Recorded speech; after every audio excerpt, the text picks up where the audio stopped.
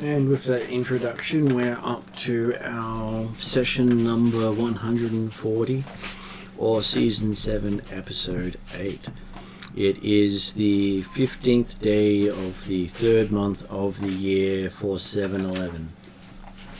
And the characters are currently in Camargo, which is a city of the lost, is the best way to say it. No one goes there because they want to. City of Lust, did you say? Lost. The Lost. Of the Lost. Mm-hmm. People only go there because they have no other choice, is the main reason they go there. Mm-hmm. Normally desperation in some way, such as criminal, lack of money, some sort of curse hanging over their head. I kind of hope we're here for a better reason than any of the above. We are. Yeah, good. I'm glad you've got confidence on that.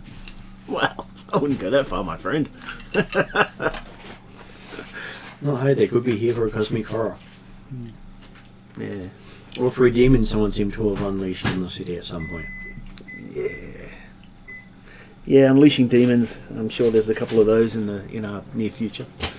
You seem to do one about every level. So what, past due for one? Is that right? Hey, you did the last one on the end session of that level. True.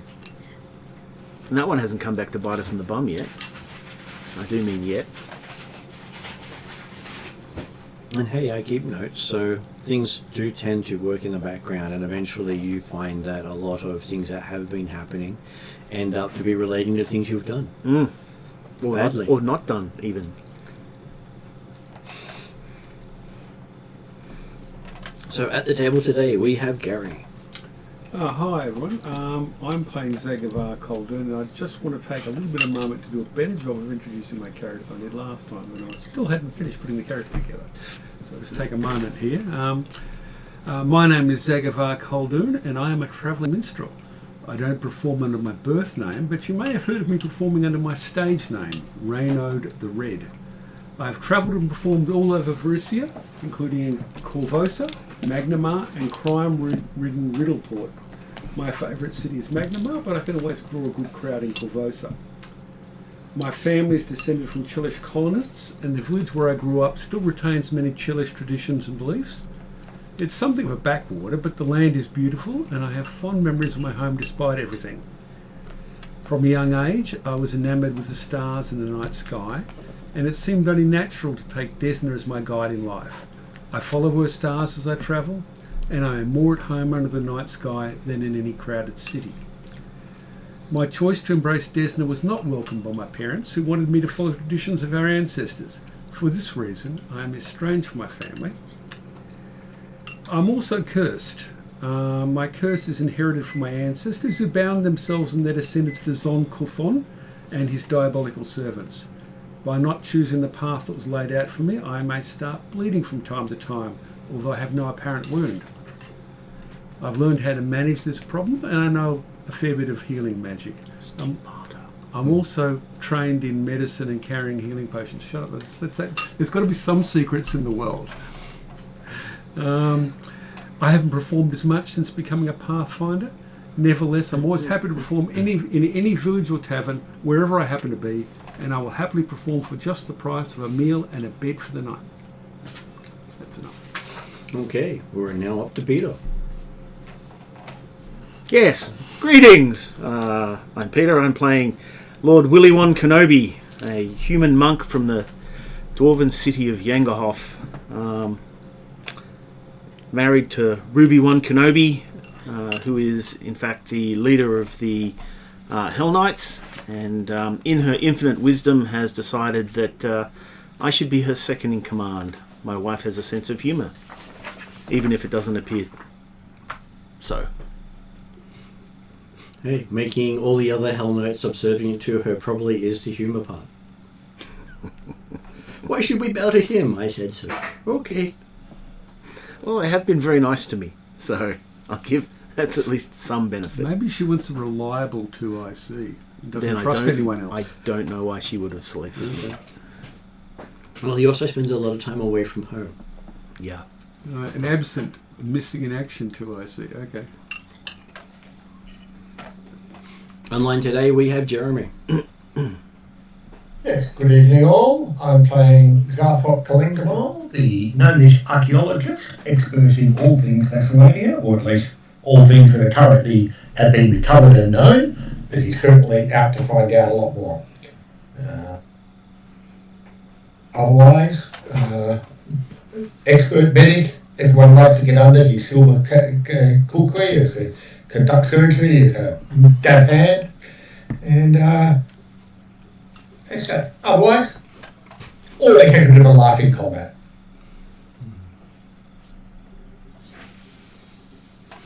Okay. Also online today we have Ross. Yes. Excuse me. I play. Excuse me. Has been the forgetful priest that has a habit of coming back a lot. No, hasn't forgotten a thing. He remembers absolutely everything from when he woke up. Yeah. So, warrior priest of Pharasma and the watcher of our human dwarven monk of Obi-Wan. I don't believe he has any dwarf in him except he grew up there. Yeah. I still think he's a human that thinks that he's a dwarf. That somehow is blessed that no rain shall fall upon him or shall make his clothing dirty. So are you physically a dwarf or physically a human? I'm confused now. I'm Basically a human. 7'2". I look a bit like a praying mantis. Okay, you don't look anything like a dwarf then. Absolutely not. Okay. He's a tall dwarf, but that doesn't stop being a dwarf, surely. Okay, dwarf, cultural dwarf, culturally. I believe he also doesn't have a beard. No, I'm too young. Well, I'm 19, so I can't pull the beard off yet. Okay, so to You're someone 19. Yeah. I thought you were older than that. No, we started at 16 when we first started, and we've It's- been adventuring for, what, 3 years? 4 years? you're in the 4th year, which means technically the symbol I have up there should be changed by now. So, it's probably my birthday at some point. But, yeah, I'm 19 going 20. That's okay. Your wife keeps trying to give you presents on your birthday. Yeah, look, here's another kid. Yeah, exactly.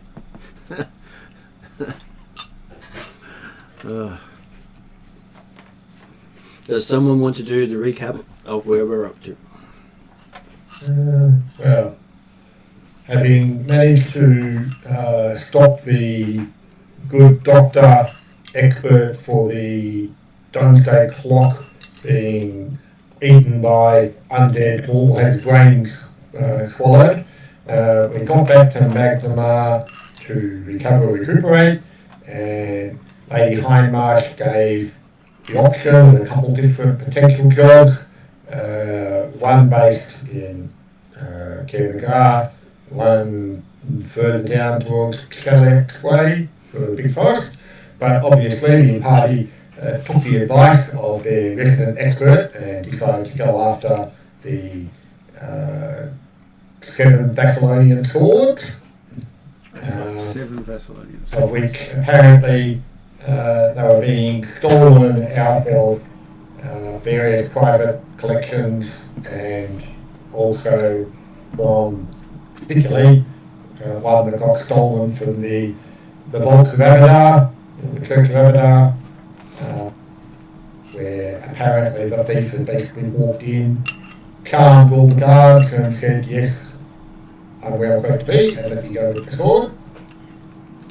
We followed her trail to Kermagar.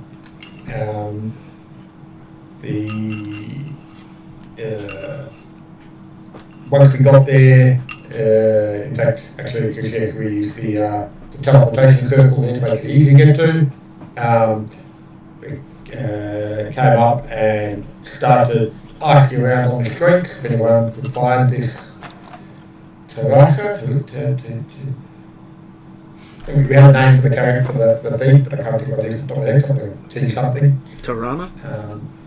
Tirana, yep. Okay, I'll buy that. And we came across a lovely little street boy that was helpful for Zarthop when last he was in Kermagar, and he took the party to see a street trader. I think he was a dwarf, not so tall, and he agreed. He said, "Yes, I know where this Tirano is hiding out, but you need to help me first." And he was concerned about a street gang that was harassing him or other shop owners on the street. The Split Street Gang. And the so the party handily managed to deal with the Split Street Gang while Zarthop continued to look through the alchemical collections of the dwarven trader, offering some advice on how to improve some of his real and less real potions. And then the dwarf party gave going down to an old temple buried beneath the castle citadel in the cliff face underneath, and we got down there. We've only just entered and gone through the first couple of rooms. Found some guards for this the Split Street Gang that apparently working for muggers. Yeah, the muggers. Yeah, and they were subtly convinced that possibly they hadn't necessarily taken the correct role in life. My big memory from last time we played was the fact that there's the violence, the comic violence of the muggers, and that in the life in this city, the only entertainment is violence. You Maybe also that's because my focus is a minstrel. Not just violence. The bird that had the purse. Yes, The purse? that was M's character. Yeah. Basically started a riot. Oh, yes. Yes. Got a bunch of people killed. Yep. Yeah, but hey, it was Zarthop giving the recollections, and he told everything important for the expected. And then the player forgot that when their familiar dissipates because it's being killed, whatever it's holding drops doesn't go with it because it's not part of the familiar. And so they lost their purse. With over 100 coins in it. What do you mean I lost all my money? Yeah, you'd have to basically wade in to get it back. Which wasn't exactly what you wanted to do. No. Okay, so I should probably put a hide the map from the player's screen up. Okay, not that we can see very much from where we're sitting, but anyway. It's always useful because occasionally forget and show the monster to everyone by accident. I have no idea what most of the monsters are. You showed us that brain creature thingy, and I was like, I have no idea what that is. That's a Pathfinder variant on the Mind Flayer. Oh, really? Yeah. Which is one of the interesting things on it. Okay, so having gone into the doors of where the woman who took the sword and enchanted the vault of Abadar. It would normally be a very difficult thing to do. Well, they literally say it's impossible, yet she did it.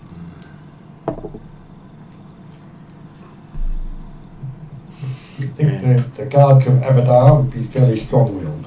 And the enchantments on their vault should say that you can't cast enchantments there. Which is amusing because they use the form enchantment for making something magic, as well as for the School of Enchantment. So I interpreted that second. Yes. You had finished last session having just dealt with the guardhouse because they were too busy trying to discuss who the money goes to. As you managed to... Who's the mugger? Yeah. As they kept moving Who's each the other. muggy? But when you hire thugs with no brain cells, you get what you hire. Possibly even worse if you haven't actually hired them, you've just enchanted them to help you. And you picked on the ones that were pretty easy to enchant. I'm not interested. Hey, I'm sure she didn't have to do much, but say they could mug people. Okay, so when you finished dealing with them, you had the choice of going towards where you saw the glittering of gold, or going back past the entrance to see what's that way with the sound of mechanisms. Depending on if you preferred gold or a strange machine. I know which one Zarthrop would go for. Yeah. The which gold. was definitely not the gold. Well, no, because we're heading okay. There might be Thassilonian machines.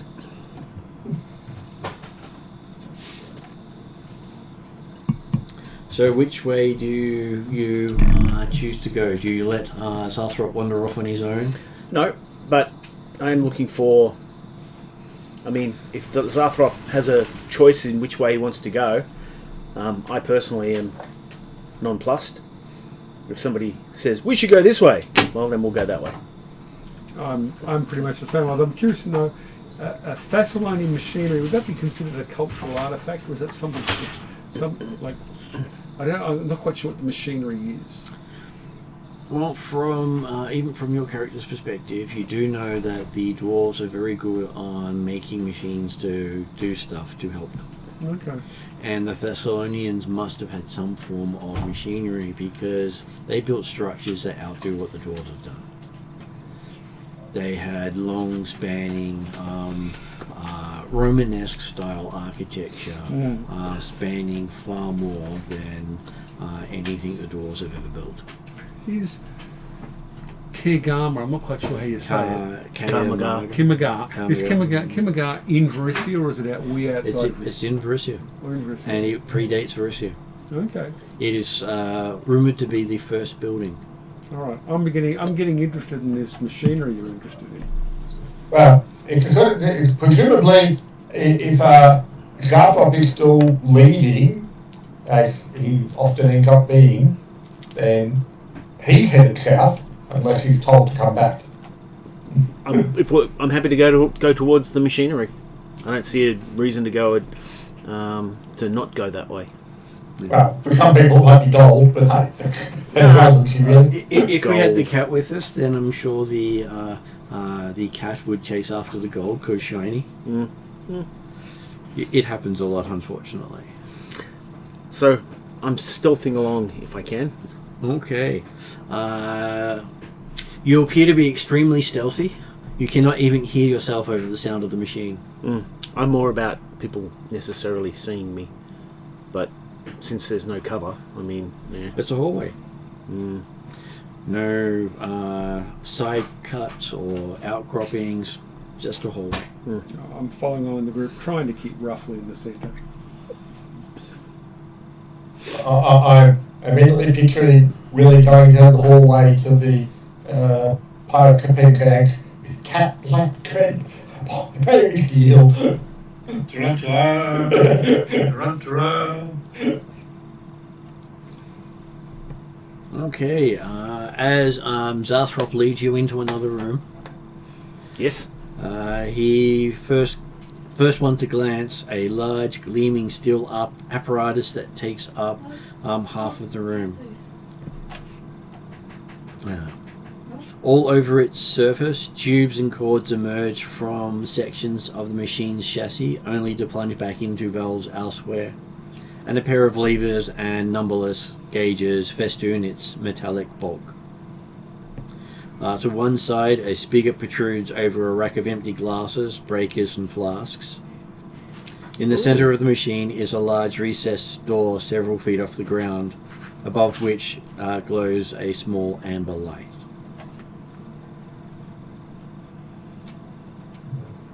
Yeah, well, Scarthop will pause at the entranceway of this room and have a look to see if there's anyone moving in it, aside from the apparatus.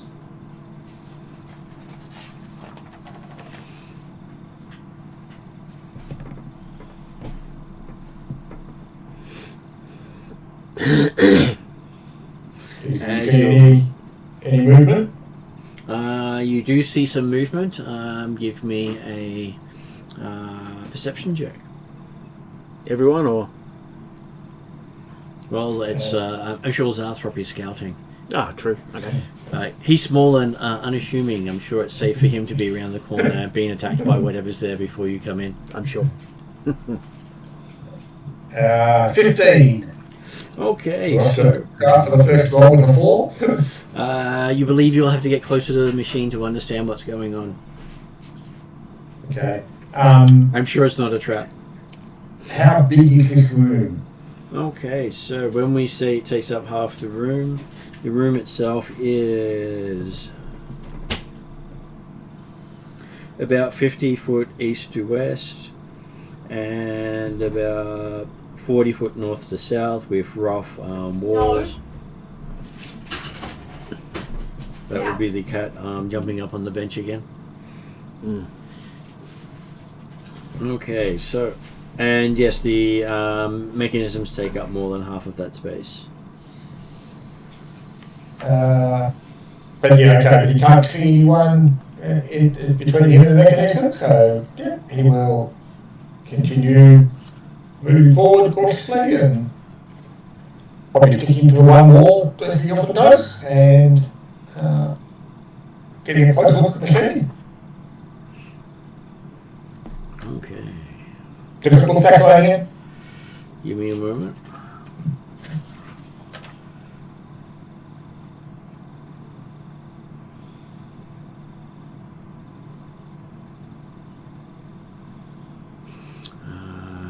As you step in closer to it, it sort of shimmers a bit as you find yourself being attacked by something. But first you get to get a reflex saving throw, because hey, those things are always useful. And luckily the rest of the party didn't follow you in. Intending to follow you in, but didn't get there. He also didn't communicate what's going in. You got 23? Yeah. Okay, if you succeed the saving throw, do you still take damage? Yes, yeah, I don't think he's got evasion type things. It's not like he's a rogue. Or a monk.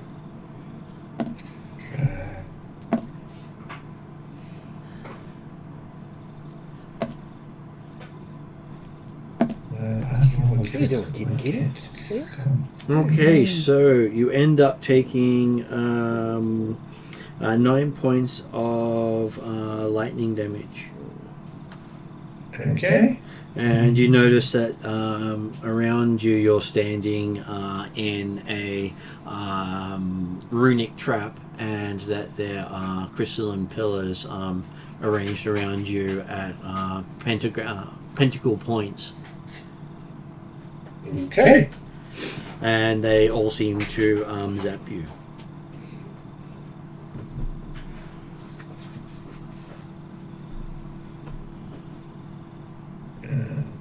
So that was 9 points of electricity. Yes, that's why he doesn't really get to play with dice. Because literally he will take them somewhere else. You go, oh, my dice gone. Even USBs aren't safe. So, Jeremy, Zathrop gets a shocking surprise. Yeah, so just realised that apparently I forgot to save the character after the last session. When I looked earlier, I thought, oh, that's stuff. They went there. And now I just realised that, oh, that's because apparently he still had damage and enfeeblement listed for the combat against the undead in Uthor. So, seemingly I managed to forget to save something in the last session. So, Or you forgot to heal yourself for the damage you took. What was that, sorry? Or you forgot to heal yourself for the damage you took. Well, no. It had me on damage 8, but I can't think that would have been like he hadn't been in combat last session. You weren't in. Enfeebled 4 and slowed 1. I thought, no, that's definitely old information. Okay, so suddenly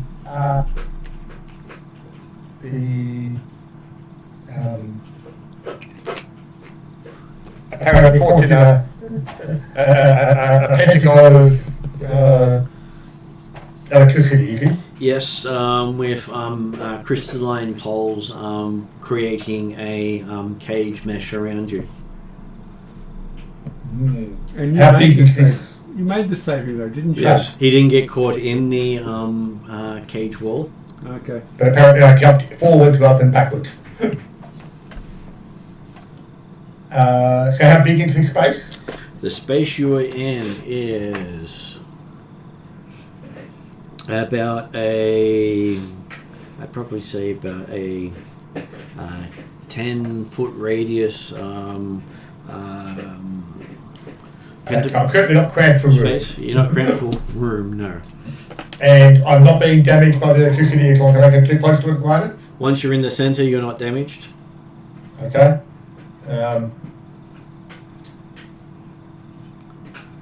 Well, I guess I will take some time. And then you Okay. hear a voice say, "Halt, mortal! You've entered the realm of Avendarax, undisputed lord of the boiling sky, baron of blistering winds, master of sapping storms. Render unto me that which is metal, or prepare to be shocked." Prepare me what? Shocked. The rest of us outside. Chopped off, okay, sorry.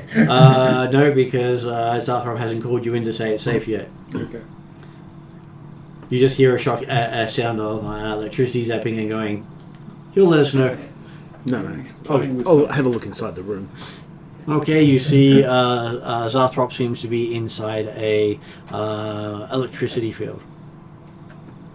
But he looks alright. Maybe he set it up himself. He hasn't done it yet before, but hey, No, he does no. crazy stuff. Those little, not towers, but The crystalline spikes. yeah, yes. I'm going, yeah, nah, he's... But he's in there for a reason. I mean, he wouldn't just walk in there, right? So he's in there for a reason. So my character's just watching him going, okay. And has the voice got a source? It is a disembodied voice. Okay. Did Willie hear the voice? Give me a perception roll for the others. So all the rest of us roll perception. Yep, the others get to roll perception. A dirty 20.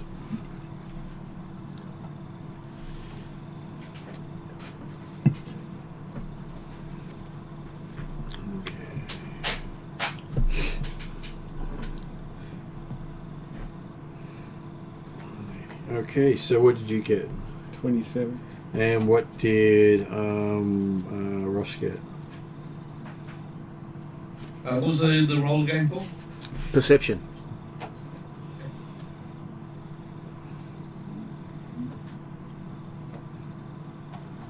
$30. A 30? Okay, I'm just sort of looking up what their creature's supposed to be and figuring out where I can look them up.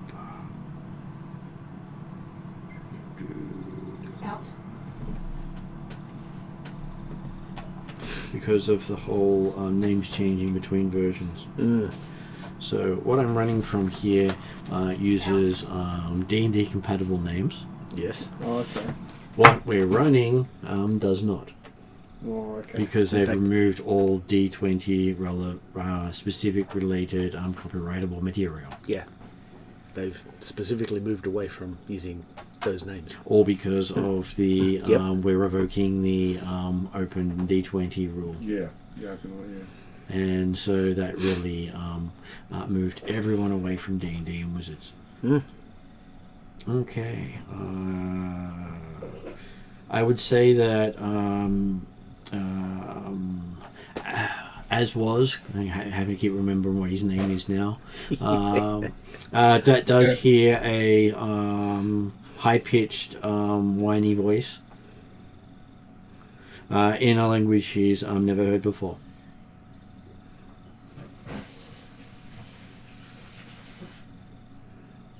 So that's coming from the room?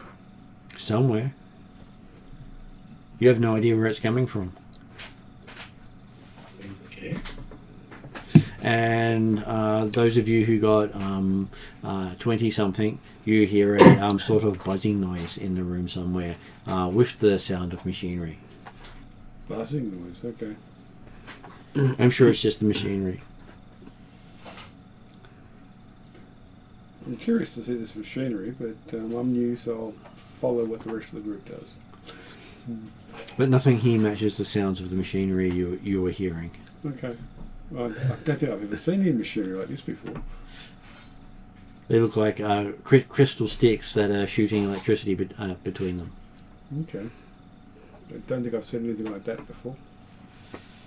And so, how does Zarthrop react to the... He says, oh, metal, eh? Oh, hang on, what have I got? He grabs his pack. His pouch. So, looking through his pouch, saying, metal, eh? And he's going to pull out a potion bottle and have a quick sip. And drink his potion of resistance electricity. Good call on that one. Okay, and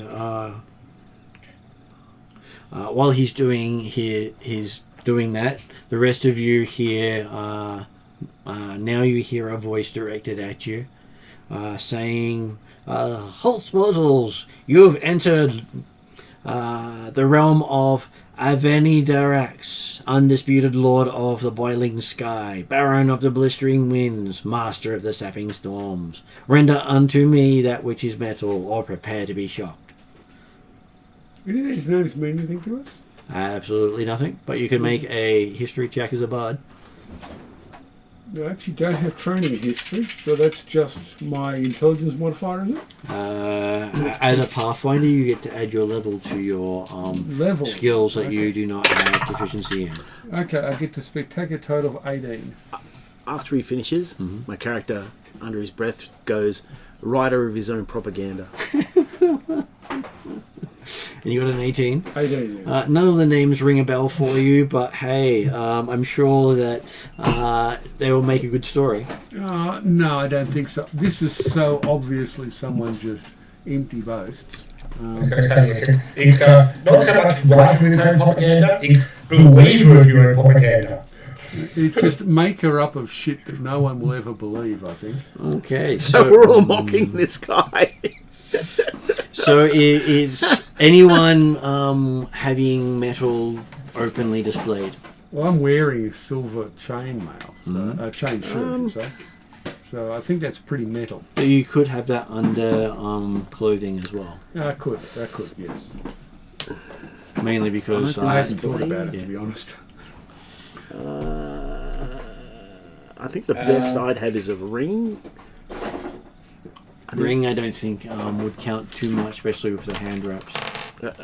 I've got a, Oh, it'd be on the outside of the I hand know it'd wraps. be on the outside. I've got a rapier and a star knife, which are probably both metal. Yep. How about as been, or as was, or as to be? Yep. The biggest amount of metal I've got is a halberd. That's pretty metal. Okay. That's Putting okay. them up on the hid within my robes. Yeah, Okay. Zarf's got a couple of cookeries, but in pouch, like in his scabbards, but apparently he forgot about them and he was looking through metal, eh? Or, oh, let's see what I can find. So, Ross, is the entirety of your halberd made out of metal, or is it metal mounted on wood? It would be a large metal blade mounted on wood. Because some of the halberds are completely metal.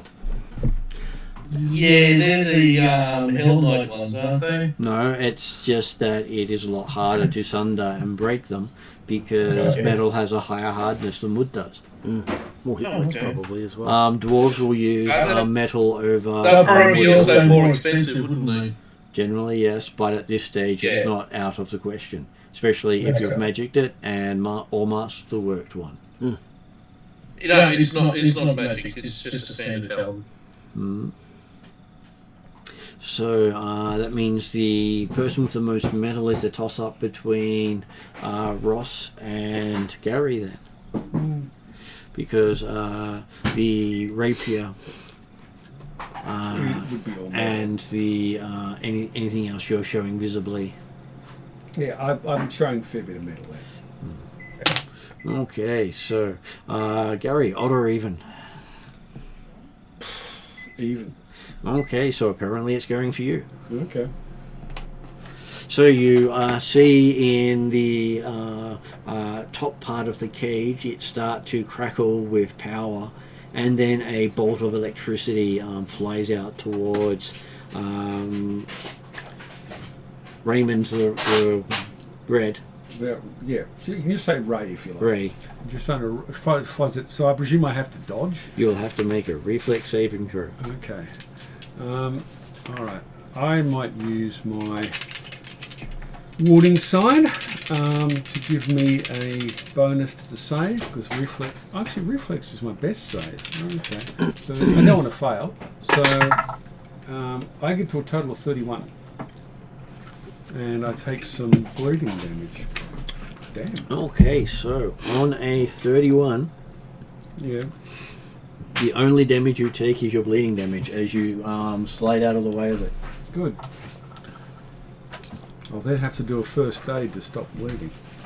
But the bleed doesn't have any effect until the end of your turn. I know. Well, actually, I think you take the effect at the start, and you can try to get rid when it's of my it. turn, I will. Assuming no fight starts between now and then. No, it would be initiative at that point because someone's made an attack. Okay. So what causes the bleed? It's my curse. Oh, okay, right, yeah. So not something that necessarily come across so far in your character. Yeah, I can tell you about it later if you want. Yeah, no, that's okay. Working out what Zarf's able to see. His vision was probably a bit blurred by the cage of electricity he's inside at the moment, but hey. And the fact that he's head down looking for his potion.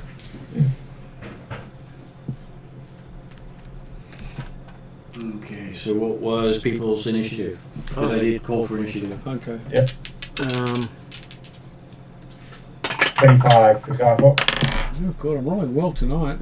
I'm sucking. I made double figures this time. What'd you get? 17. And what did Ray get?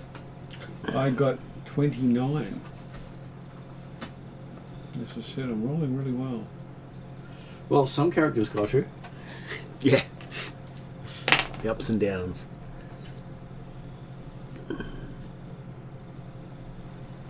And how did Aswaz go? I got 24.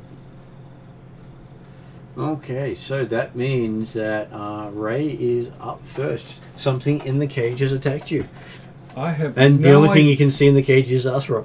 I can't. I got no idea what that is or how to defend against it. But given that, Well, actually, you have an idea of who it is because they told you.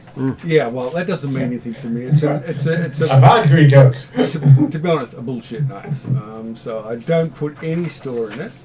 But I do see that maybe this is going to happen again, and we could be attacked again. So I'm just seeing what I can do to help protect everyone. Just give me a moment. I'm trying to find a particular ability. Must be on this side.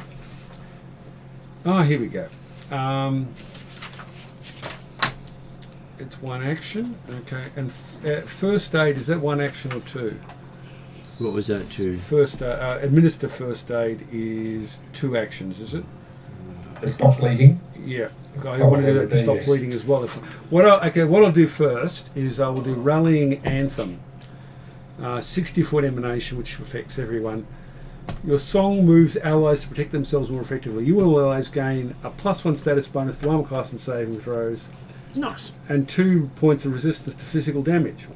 Nice. No effect for electrical damage. And if I can use 2 actions to first aid myself, I will. Otherwise, I'll just get ready to first aid myself next turn. Okay, I'm just going to the actual skills section because it's always fun to jump around and figure out where you are. Minister First Aid is a 2-action manipulate. Yeah. Meaning that he can trigger attacks of opportunity in those who can do it. Yeah. Okay, so Ray has gone. Who wishes to go next? So first aid next turn, is it? Yeah. Okay. Oh, sorry. It is Arthrop next. Yeah, sorry. but if I'm it used was to a one playing action other games. Bard Bless, then you can do 2 actions to stop your bleeding. Do you have a bandolier toolkit?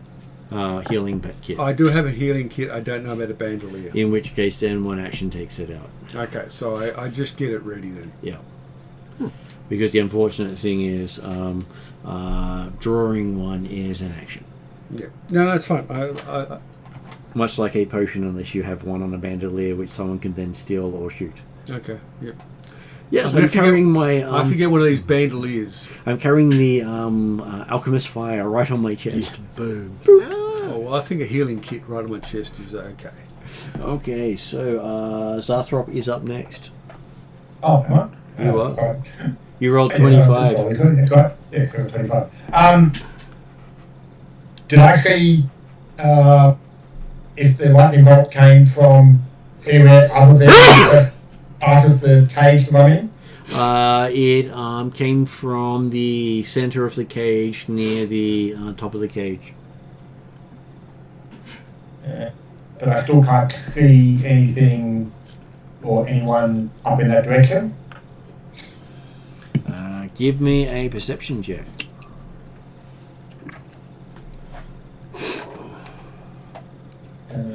Actually, I have to look up various things to say now. How does that rule work in this edition? Total 20. Total of 20. Okay. Oh. Bookmark of a card, of course.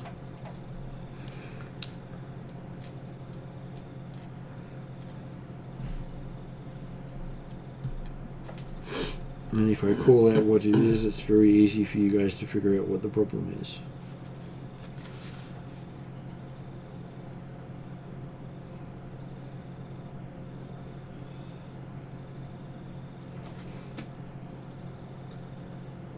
Okay, so yes, looking around, there doesn't appear to be anything that you can identify. How high is the ceiling from where I am? In where you are, the ceiling, the center of the pentacle rises up to 15 feet. So it is pretty much 15 feet in all directions from the central point of the pentacle. And you said that it was about effectively 10 foot across the pentacle. So, okay, he's going to grab a versatile vial and do quick alchemy and turn it into thing like electricity. Let's see how he likes acid. No, actually, no. We'll go with see how he likes. Hang on. He said that he was the Lord of Lightning and Air. Lord of the Burning Sky, Baron of the Blistering Winds, Master of the Sapping Storms. So it sounds like Cole might be a goer. So, yeah, so we'll go for cold just out of curiosity. Basically toss it straight above Garthrock, so it smashes into the ceiling 15 foot above him. And then possibly splashes cold on anything in the 5 foot squares around it. So assuming it doesn't hit him directly, or it, or whatever. Okay, so you throw it up, it goes boom on the top of the lightning cage. Yep. And you see frost just arc out all around. How much damage does it do? Well, the bomb itself will do 2d6, which is 2 plus 5 splash damage. 5 splash damage. Is that 2 on 2d6, was it? 2 on 2d6, yep. Sometimes you get so lucky like that. And That guy. going to have Josh introduce himself, who has just made it to our stream. But before was there any reaction other than nice frosty feeling? You won't know yet. Okay. Well, okay, when you heard a yelp or anything like that.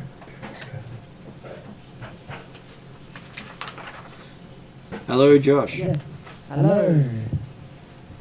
Hello. I play Harry Potter, the buffest wizard known to man. And could Perry roll a initiative roll, please? Harry. Because he's just walked right into combat. Yay! Of course I have.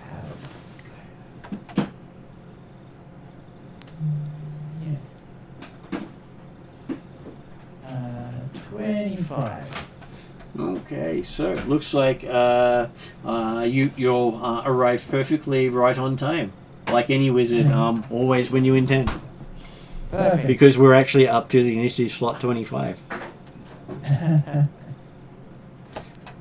Because the next player got 24 and we're about to jump to them. So how would you like to act, having just walked into a room, noticing that Zarthrop is in some sort of lightning cage, and that there are scorch marks along the floor next to Ray, your friendly bard, who's just given you a buff. Yeah. If you have see invisibility or something like it, be great.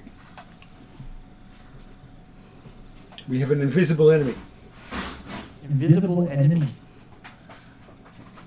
Sorry, Martin, I just want to remember something. That was assuming I did get to cough my potion as part of the initial before the combat started. Yes, we did have you do that before he did anything. Once he did do the lightning attack on the party members for not... I see we doing that. We went to initiative. Did that count that as part of that thing? So sorry about that. Yep. It's quaffed beforehand because combat didn't start until the second lightning bolt went off. The first lightning bolt was the trap going up. The second lightning bolt was the attack. Marvelous.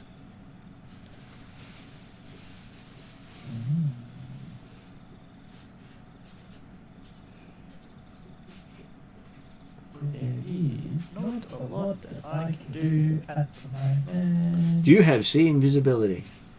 I'm just making sure that I have any gear that allows me to do that. Do you have the spell Find the MacGuffin? Find the MacGuffin. No, I do not have the spell Find the MacGuffin.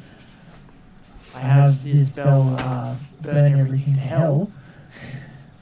Well, I'm sure that Zarthrop will object to that one being used straight away, as he's currently in the middle of all that.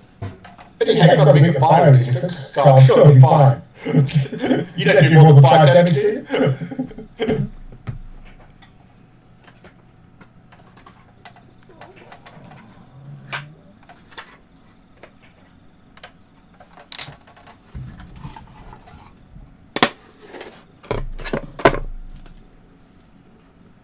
Yeah, I don't have anything. I've just walked into a room and everyone's... So, Zarthrop's in the an electric cage. Zarthrop is in a cage of lightning. I'm sure there is a death match just about to start. Cool. The best thing I can do is dispel magic with the cage of lightning.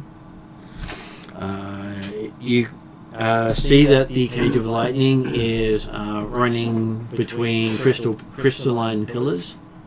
Oh, okay. So it is not a spell, it is a trap. That's a trap. And they came here following the sound of machinery, which you can also hear. This is going to be the cage of lightning is not the machinery that you can hear. No. Although the machinery might power it. It might, yes.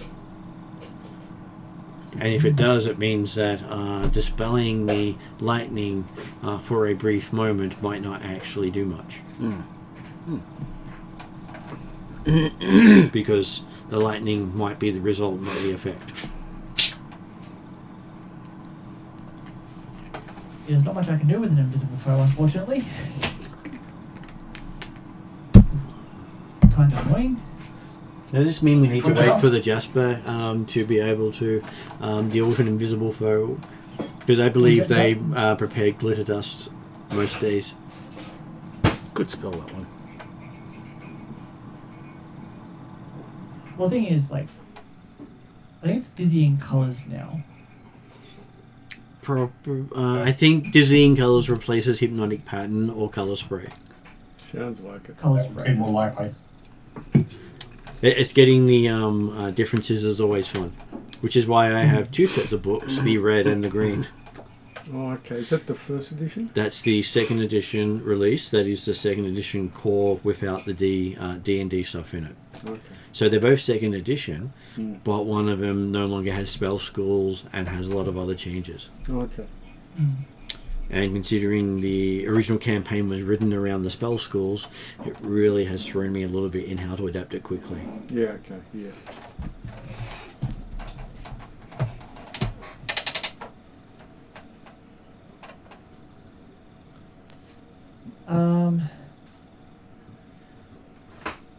Yeah, so I wouldn't know where this foe is, so I wouldn't be able to even cast a spell in their general direction. The other thing you could try is protection from electricity or something. What I could do is I will spend it. I will spend action to cast a shield. Okay. Just in case. You get a glittery shield forming, and what does Parry's shield look like again? Oh, it's just like a basically a neon blue. Shield Like that's a just nice- all curves? Yeah, pretty much. Well, but obviously, Suggestive curve. But if it's curved, that's going to distort the image of the mirrored surface on the inside.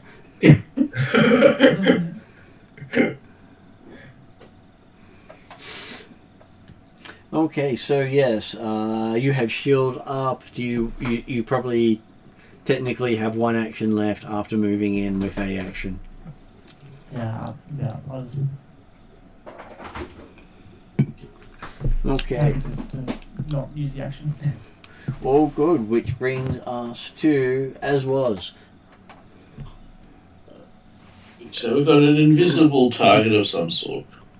Unless, of course, the disembodied voice is not actually originating in the room, which magic does allow. Yeah. As does It might have technology. been activating a lightning effect coming out of this trap, and he's actually somewhere else, looking at us through a magic crystal. Or a technological fakery item. As I said, magic crystal. It's not making any noises at the moment, There's correct? lots of noises being made at the moment. There's sounds of heavy machinery around you. Huh? No, I meant that high-pitched voice talking noise.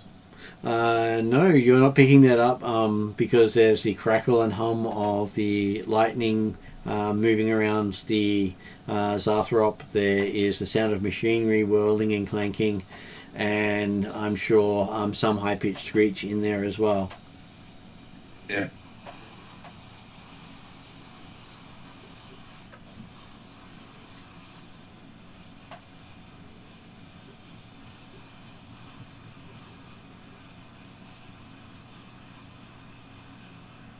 I'll yell at Zarthrop. What's this machinery? What does the machinery do? And I'll raise my buckler. Okay. Because I currently don't know what to do with this area. This is out of my league. I'm sure you feel well protected by that tiny little bit of metal on your arm. If that More doesn't... importantly, showing the metal to the thing that goes to two lightning bolts to which way it's going to go. Okay, defense visits. Okay, so that It's brings... a gold. So it's mostly leather. It's a what? Gauntlet buckler. That doesn't mean it's not metal. Depending on which one you have, it pretty much has its base specifications. It would at least have a metal frame. So which source book does that one come from? No info. Because if I quickly look up... Okay. Yeah, handheld. This buckler size shield segment and allowed to collapse in a housing bound to a gauntlet for easy storage. That's not small answering the cap question. metals. Yeah, it doesn't state where it comes from. Okay, let's see if I go to add stuff. You're going to make item? No, It is it's typically... not It a is, magical item. so if we stop for the moment and let me read the actual section on it, it's typically made of steel and strapped to your forearm. Okay. So unless it specifies in the actual thing, it is simply a metal item. Put some leather covering if that's all. The idea is it's supposed to stop sword strikes. So Yeah. covering it with leather is generally not what most people do because the covering gets destroyed the moment you use it. Okay, so we're up to Willie. Okay. Willie is a master thief, Mm-hmm. which, from my understanding, allows me to at least a chance to disable magical traps. Looking at this trap, obviously magical. The trap's in the center of the cage. So I'd have to move into the cage to be able to disable it. Jump through the lightning blasts. To be able to disable it. Mm-hmm. Okay. So would that be considered an inspection action? Well, once you're on the inside, you... No, what I mean is getting the idea of sort of what I've got to do it, to be able to at least have a chance. Okay, Would so that be an action? we will make that a perception roll, and I will let you know the rough difficulty of doing it. And Oh, well, it really doesn't matter. If I can only disable the trap by being inside... that's where I was also going to give you that as well. So you Oh. can make a perception check to have some sort of identification on it. Okay. Dirty 20. Dirty 20. Okay, so That's my perception. you believe the simple way to disable it is by damaging the trap or disabling the trap rune in the center of the circle. Okay. In which case, and that's an action, or is that That's a... an action. Okay. So, how far away is the center of the trap? The center of the trap from you would probably be about 35 feet. Okay, so it's another action to get to the middle of the circle. Including probably a action to cross the barrier. I can't do that as a free Just as part of my It's movement? either a acrobatics check to pass between the beams, or a reflex saving throw not to be struck by them. I'll go with a reflex save. Okay. Give me a reflex saving throw. I'm giving you +1. That helps. It always helps. 35. 35. Okay, so as you move forward, you don't actually lose an action because you move right through it as if it's not there. Timing it perfectly. And when I get to the middle, using my... when I get to the middle, I will strike the rune roughly. Okay, give me an attack roll.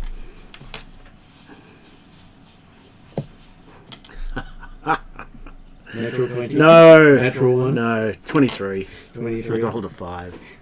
Just a rune on the ground.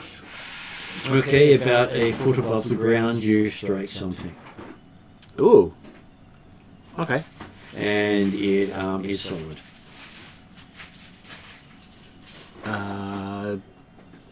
Do I get an idea of what it might maybe be made out of? It feels like it was made out of some sort of metal. Okay. Which then brings us Yeah, that's my go.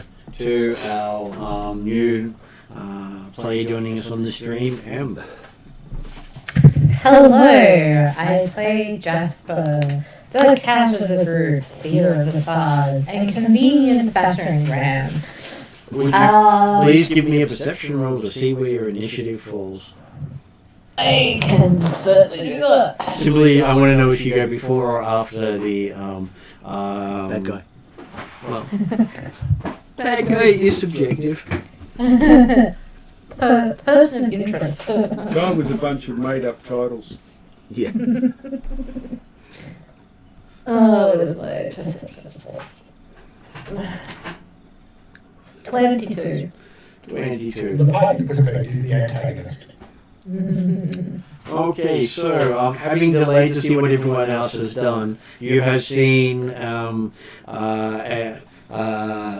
bolt of lightning come from a lightning trap that surrounds Zarthrop, shoot out and miss Ray, your friendly bard, by mere inches. Of course, Ray made it look easy. Then you had Zarthrop throwing a cold bomb above him and hoping he hit something. And then you had Parry going, shield, I'm not really sure what to do here. And then you had, as was with I agree, I'm not really sure what to do here, as he raises a metal buckler. And then we had Willie just walk right through the lightning cage as if it wasn't there. I'm sure it's just an illusion, you're perfectly fine. Oh yeah, I'm sure it doesn't hurt and my hair's not going to stick on end for weeks, I'm sure. And there's rumours of invisible creatures, and if only we could see invisible. And I become Discord died for a minute, Martin, when you were talking about what the thing. Zarthrop through the frosting above and quietly going, let it snow, let it snow, let it snow. Not let it go.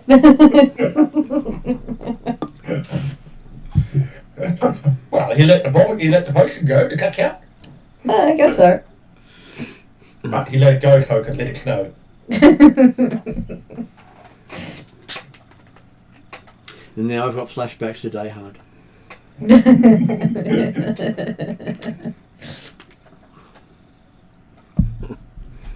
Best Christmas movie ever. Okay, so Em, what would Jasper like to do with that quick rundown of what you're up to? And by the way, you missed out on going towards the gold because you weren't here. Oh, okay, that's fine. I mean, oh no. It'll still be there. Maybe. So someone said invisible creatures or possibly illusions and stuff like that. Yep. Cool. Luckily, I have the prepared spell See the Unseen. Oh, nice. So duration of 10 minutes. Your gaze pierces through illusions and finds invisible creatures and spirits. You can see invisible creatures as though they weren't invisible, although their features are blurred, making them concealed or difficult to identify. You can also see incorporeal creatures like ghosts phase through an object within 10 feet of an object's surface as blurry shapes. Subtler clues also grant me a +2 bonus, like to believe or disbelieve illusions. So I think that it just happens. The concentrate manipulate spell. So I think I cast that and it happens. Is it a focus or just a spell? No, it's a level 2. Rank 2 spell. I do have the page number if you like. It is on 355. Yes.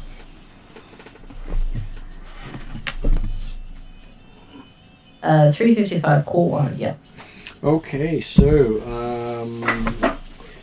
you cast the spell as a 2-action thing. Now give me a perception roll to see if you can actually notice stuff.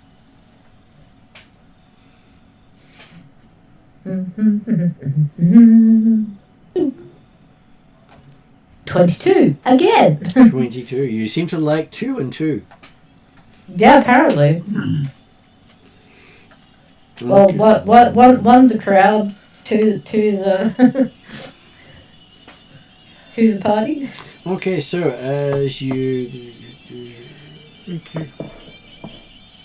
can see inside the fence of lightning appears to be a scattering of blurry shapes. Scattering. Yep, all through the pentacle that the lightning cage seems to make. And you see a blur flying around the center of the ceiling of the cage. And that blur seems to be about your size. And it's not Quoth. It is not Quoth. Obviously feeling chilly. Not. Not. Furthermore, the invisible creature. Okay.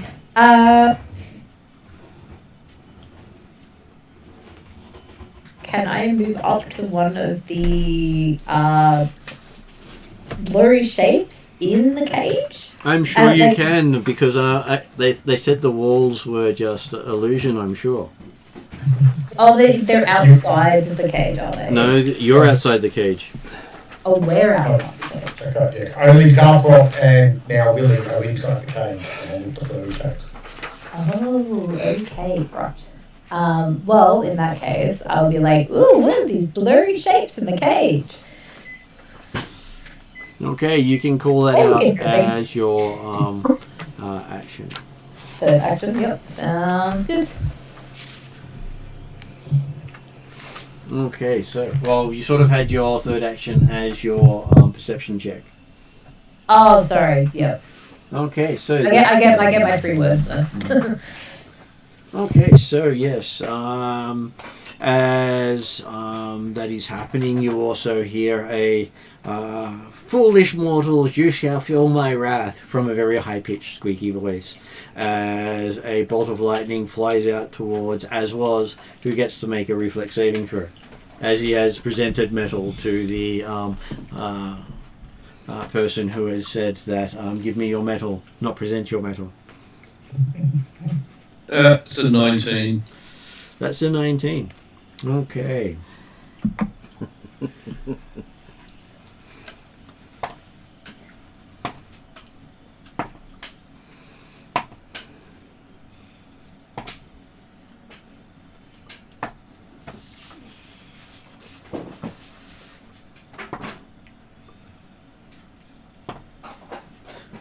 You take 26 points of lightning damage. Okay. Shocking. Mm. Which brings us to Ray.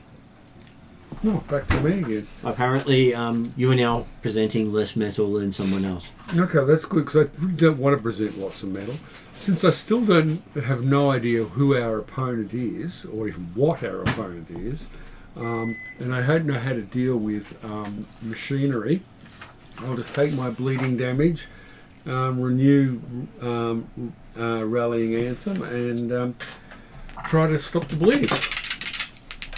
I don't know what the DC Did you is. sustain rally? Oh no, it's a one round thing, so I just do it again. Okay. Does it take any actions? It's the one action. So it's one action for the Rallying Anthem, and then two actions for the Administer First Aid. I get to a total of 18 on the first aid. I don't know what the DC should be on ending with bleeding. DC is usually the DC, the effect that caused the bleed. Okay, I haven't got a DC on that. You can just set a standard DC if you like, Martin. Or DC for the DC for the original saving throw, maybe. Okay, what is your fortitude? My fortitude is plus 11. So your DC 21. Okay, I fail then, don't I? Because it's a curse, remember? Okay, well, I don't know. I'm just DC 20, So 21. the stronger his fortitude, the harder it is to stop bleeding? Yes. Okay. Because it is his fortitude that's causing it. Okay. Body's working against itself. Well, my medicine's plus 11 and my fortitude's plus 11, so I got to roll natural 50-50. 10. Natural 10. Actually, better than 50-50. Okay, Zarthrop.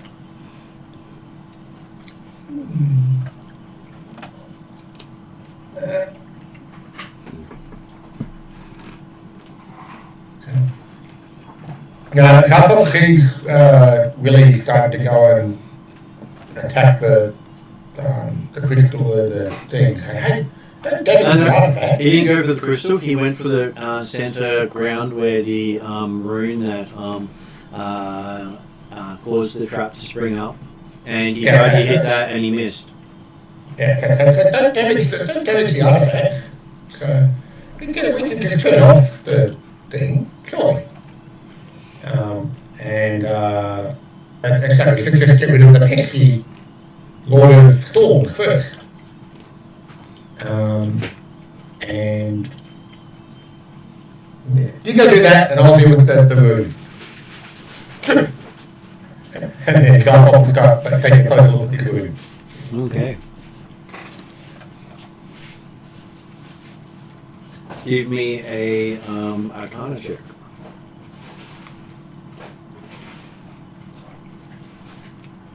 Uh, 25. Okay, there are fundamental things wrong with this rune.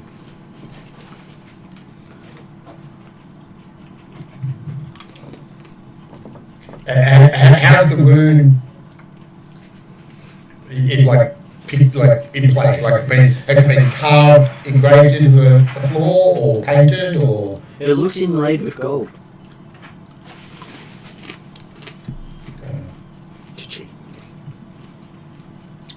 But they apparently used the wrong runes. You know how when people write things in other languages and they don't really understand the characters very well? So imagine someone's written Chinese as art. Right, okay. And they've stylized the art where the runes don't actually match any rune you know, except they slightly look like a rune. So from a distance it looks perfectly fine, but up close it looks like absolute gibberish.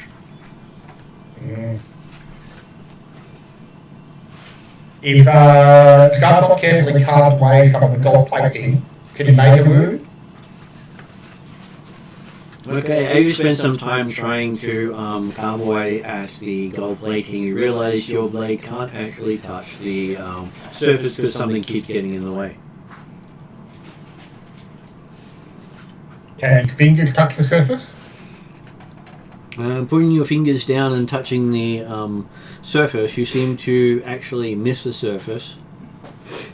And there seems to be something metallic in between you and the surface. Okay, well, Zarthop is definitely intrigued at this stage, so his mind's completely gone off any combat, and he'll be. I'm happy that certainly his actions in this combat for that round of the combat. Okay, Harry, back to you to save the day.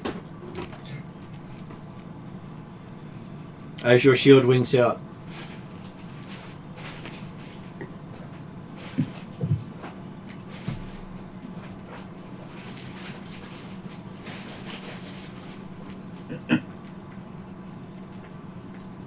Hello, Josh. My shield's gone and it's my turn. Yes. Hey. Good.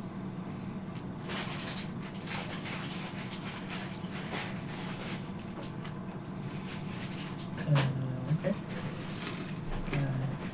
You.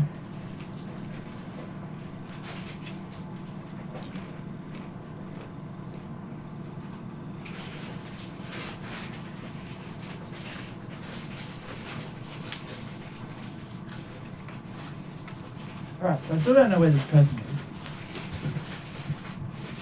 I think that the cat did talk about shapes or blurs or something. Mm-hmm. A general location. Inside the cage. I was pointing at the cage more than saying it's in the cage because I only had a few words go, ooh, what are those in there? And then points. And so Parry looks at Oddly and says, Zarthop and Billy? Yeah. Your party members and clearly getting used as a battering ram has done some brain damage. So I believe from Parry's perspective, it would be kindling for his fire spell would be the correct answer. Mm-hmm. Personally, Parry, I don't mind if you throw a fireball. I'm all for it. I think Zarthop might be a little bit unhappy, but... He's got fire resistance. Well, there you go. Yeah. What do you got to lose, buddy? It's important for an alchemist to have fire resistance. Yes. It's important for any party member to have fire resistance with pyromaniacs. Parry in the party. Mm-hmm. Let's remember order of the stick and passing the note saying I prepared explosive runes this morning.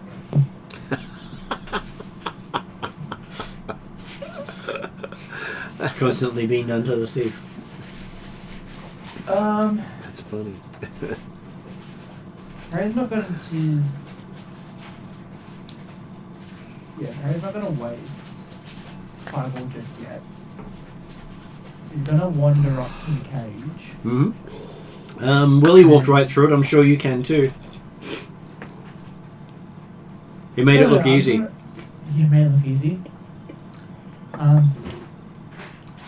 And Parry is going to cast, standing next to the cage, Gale Blast. Mm-hmm. So Into the 5 foot cage? Pardon? Into the cage? Yeah. There's 5 foot emanation around me. Everything in the cage takes 46 bludgeoning damage with a fort set.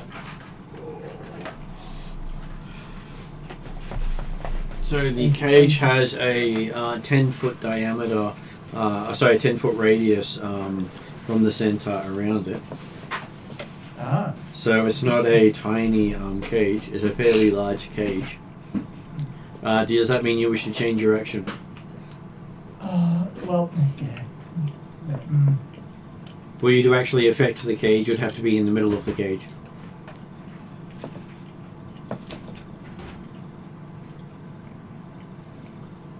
I mean...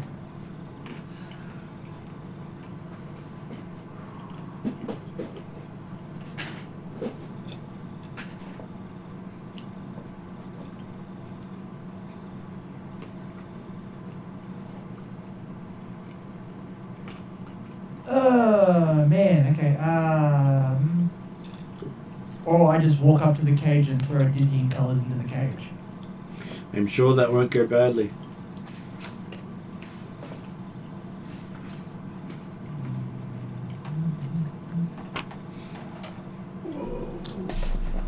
Which would you like to do? Well, actually no. Willie gave me the thumbs up for a fireball, so I'm going to cast fireball the cage. Fireball the cage. I'm fireballing... Before or after you move up to it? Before I move up to it. I just thought I would check because Thank of the 20-foot burst means if you land it precisely in the center of the cage, it will burst outwards. So yeah, fireball right in the middle of the cage. Jasper says that there's shapes in there, so... Yeah. Really example. Probably a bit blurred by the electricity arcing between them. Okay, so that means Willie and Zarthrop both get to make reflex saving throws. And what is your spell DC, Josh? Yeah. 26. 26, did you say? Yes. 38. No, you don't get touched. What fire? Apparently you use nothing as cover. I use Zarthrop as cover. What fire? What electricity? What elemental damage ever? You disbelieve the fire. I'm using Zarthrop bursts into flames as I'm like using him as a shield. Well, oddly, I gave Zarthrop disadvantage because I said that he was very keen and interested in this rune, but I rolled a 13 out of 15, so I get 28.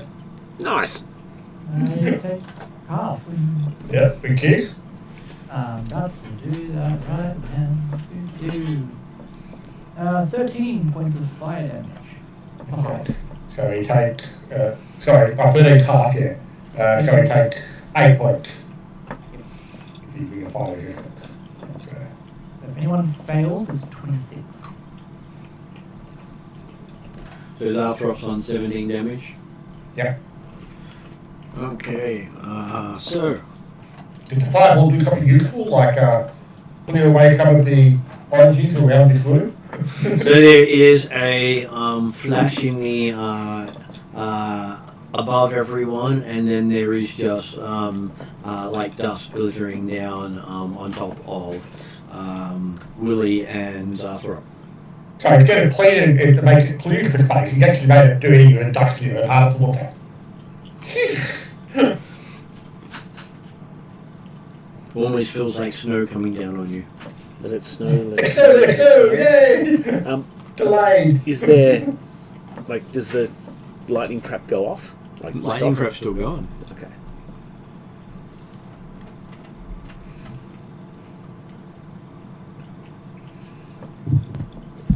Okay, so that brings us to Zarthop saying, oh, I think you can use lightning on me, not fire. we're up to Aswells. What does Aswells want to do? Apparently they're attacking the trap. I said, don't damage the mechanism. Is there anywhere where I could plant the halberd as a lightning rod? No, because you have a wooden shaft. A wooden shaft does not work as a lightning rod because we had already established that. Yeah, but more as a target for because it actually went for my shield, not my halberd. So It went for you, and the shield was just the dead center of where you were.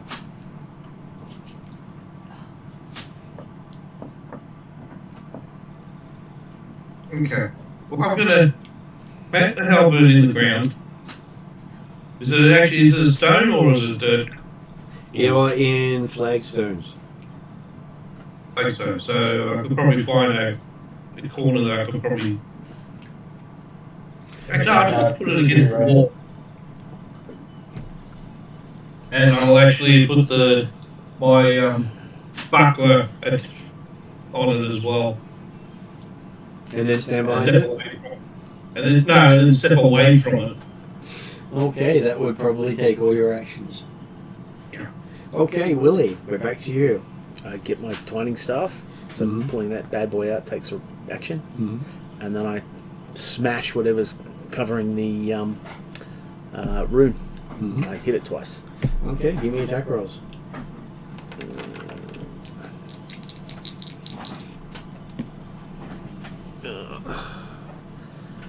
A 24.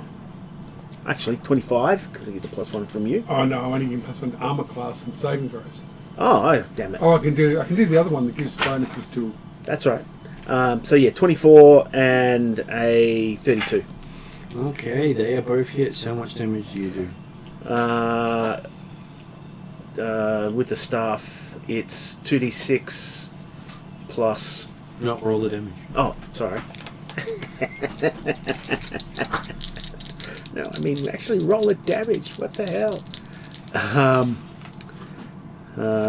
Per hit. Just give me just the total? give me each hit. I yeah. need the hits So because the item has damage reduction. Yep. So 10 in the first one, and oh, that sucks. 4, 5, 8 in the second. Okay, so swag. You think that whatever it is actually harder than your stick. Cool. There'll be 10 points of reduction, maybe. That's my go. So it's like, you do hear a like almost like a bell going off with each strike. Hey, come on, I'm working here. Don't deal with the other guys. Okay, so that brings us to Jasper. Hello. You no longer see anything flying around the top of the cage. And I don't see blurry creatures on the bottom. You see blurry shapes on the bottom, yes. That aren't Zarthrop and Willie. Oh, you do see, you do recognize the shape of Willie striking the ground and Zarthrop poking it with a dagger of some sort. Oh, okay, so I did. Okay, but the blurry figures were them. No, the blurry figures weren't them. There's still blurry thing. I said blurry things on the ground, and there are still blurry things on the ground. Okay, can I cast Dispel Magic on the blurry things on the ground? Sure. Well, that's 2-action cast, and do I need to specify the... You need to specify the level that it's being cast at, because that will go into the check to see if you can actually beat it, and then we need to do the check itself, because it's not a simple this check. Stupid thing. On page 431 of the book, which has an entire table dedicated to it. Is this the one where I have to have the same spell, or is that a different one? No, it's it doesn't matter what spell is you're counteracting. This spell does a counteracting check, unlike many of the other ones. So does that mean I can use any of my rank spells, or does it have to be? Well, like, which dispel magic have you prepared? Level that 2, you're a rank casting? 2. So that means you're doing a rank 2 cast. Right. Okay. Yeah. Okay, so and then now you need to make your caster check to see what whether you beat the DC or not. And if you beat the DC, then that determines what or don't beat the DC, that determines what level of spell you can dispel with your ranked dispel magic. It was a really convoluted way they do it, but once you get used to it, it's simple. So it's my attack roll. Yes, use your attack roll. Yes. The wording from it is so much more convoluted than I just explained, but that's the basics of it. Oh, yeah. 35 for my attack roll on the spell magic. On a 35, the fact that you cast a second level spell to dispel, because you can actually get 0 level counteract abilities as well. Ooh. Yep. Oh no, it's the target's counteract rank that you're going up against. Okay, so you beat its DC, and you critically beat its DC. So it was a rank 4 spell. Mm-hmm. Good job, Cat. Because it was the version, the equivalent of improved invisibility. Because he cast it on himself and items. And that means that you could counteract up to 7th level spells. Nice. Sweet. Unfortunately, he didn't counteract this spell.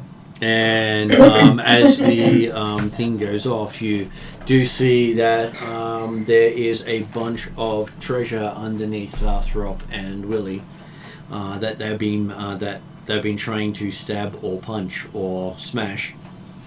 No, Zarthrop's been poking gently with his blade, with his dagger of Abraxas. Yes, but you're not actually poking where you're intending to poke. Your blade is stopped before you hit the ground. Yep. So you're going to gently do it at the bottom, but most people slow down before they hit the bottom. You don't normally just go really slowly all the way down there. And so underneath you see there's a steel shield under Zarthrop with a Kakuri and a spiked chain. And there is a mithril breastplate underneath Willie with a symbol of Torak, god of battle, in the center of it, which you've been striking. Wow, look at all the shiny things I uncovered. Shiny. And that could be my third action. It's like, oh, all the shiny things that I uncovered. and there's also a button off to the side. Oh, button. Wee button. What is the button? Someone else can press that. You push the button. No, it's not my go. Okay, so that brings us to Ray. Can I see this button? Yep, it's inside the field. Well, I think I'll leave it for the people inside the field. Yeah. He pointed out to them. Well, okay, 5 and that. Some of them What does the button do? I say, pointing in the general direction. That's It's- probably an action, I suppose. Considering Zarthrop's up next, we still need to know if he's going to move the items out of the way to look at the ground better, or actually go over to the button, or examine the items, because there's 3 completely different actions here that are all in character. So, Jeremy, what does Zarthrop do? Oh, did I get Is the wound still visible? No, because the items are blocking the way. Well, I'll just do what I did last time then. But Make a roll. okay, so seemingly before it looked like the wound was actually on the ground itself, and now there's stuff that's appeared on top of the wound. 23. That is correct. 23. Okay, well, definitely push the stuff aside so we can take a close look at the wound. Okay, you spend time moving stuff out of the way, and there's no rune down there. You're bitterly disappointed. It was an illusion the whole time, which was why the spelling was bad, and the runes didn't make sense because they didn't have to. Yep. As we then move on to Perry, who's just watching Zarthrop moving treasure around. As if it's unimportant. Yeah. Look, he gets to the good stuff. The ground. And then you can see the look of disappointment on his face. It's obvious to all, even through the lightning field. Am I right in saying we haven't been attacked by this lightning bolt guy for a while? You have not been attacked. He's missed a round of attacking. Okay, so maybe he's been taken out. Not to mention a round of taunting. Maybe. So, what will Perry do to save the day? Apparently no one's going for the button. I mean, is the button that obvious? It is very obvious. But it's inside the field. That is correct. Look at the shiny button that you can press. Look at it. Look at it. It's even red. Ooh, red. Inside the field is the button. Yep. Someone's pushing the button. Well, Zalthrop had an option to do so, but of course there were potential runes underneath all this useless stuff on top of it, so he's moving that out of the way. The remains of whatever was fireballed in. No, this is like items of potential pleasure from the party's perspective that he's just pushing aside.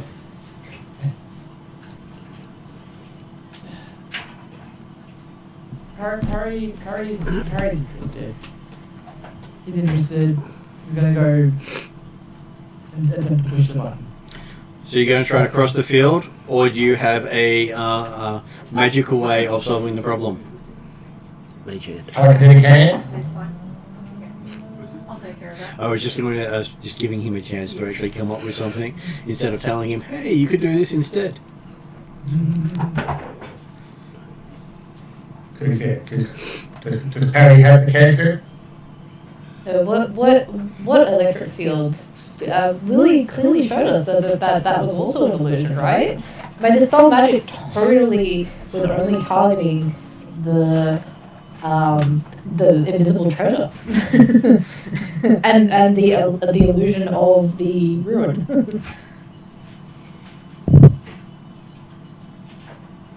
Telekinetic hand wouldn't work, would it? He grabs an object and floats it up. That's not quite the same. Do you have let me see. Give it telekinetic. Yeah, it's an object. Based on the pure description of it, it's not quite the same as the old mage hand, but certainly I would think that they could still manipulate a simple object if you could grasp it. I have telekinetic projectile. You could pick up a small rock or have a small pebble on you and use it on that if you wish. Yeah, that's something. Yeah, we can use the cantrip telekinetic projectile. Okay, I will give you an attack roll. Make a ranged spell attack. Ranged spell attack. Yeah. 25. Okay, so now roll damage because that will be important. Yep, okay. 16. Okay, so you do this critical strike on the button. You see it shatter in a burst of static electricity, and then you see the field come down afterwards. Well done. And you're out of combat. We're in combat?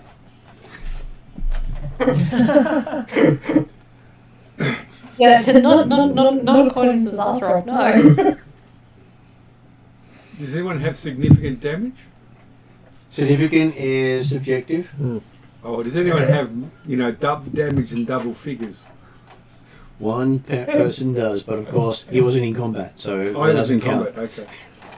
No, I'm just saying if any healing's needed, that's all. At this point, you do notice that there is a pathway through the southern end of the room that continues on. Unless people are interested in sort of what was discovered by the cat, I'll put it in my bag of holding for later. And I'll give the as you cat a bit of a... The Yep. karma, it is cold to the touch and is trailing snow. I wanna. Can I do like an occult check on that bit of armor? On the armor or on the blade that's leaving frost behind as it moves? Oh, sorry, it was a blade, not the He armor. didn't say armor, he said karma. Oh, karma. Sorry. As in like the monk's weapon. Yeah. Okay. Which is Right. It came through as armor. It's okay. K's To give my always get confusion. lost. K's much like H's always get lost. Yes. Yeah, I will still do. Or an Arcana check. So the cat walks over. I mean, technically, with armor, you can do it on turn. Technically, with a shield that I thought pushed aside. So the cat walks over. Yep. The cat walks over. Okay. Well, I'll look at the cat and I'll give the cat a scratch on the head and go, "Good job, cat. Good job." As you do so, you see the cat's fur just go. Woof. What the hell? What's wrong? Static electricity. Oh, Oh, and I'm also not used to praise. what? So it could be both. I think this is the first time the party has praised the cat for doing a good job. Well, maybe this is the first time you've ever done a good job, cat. Oh, Willie smiles when he says it. Dig the knife in a little bit there while you're there. Willie smiles when he says it.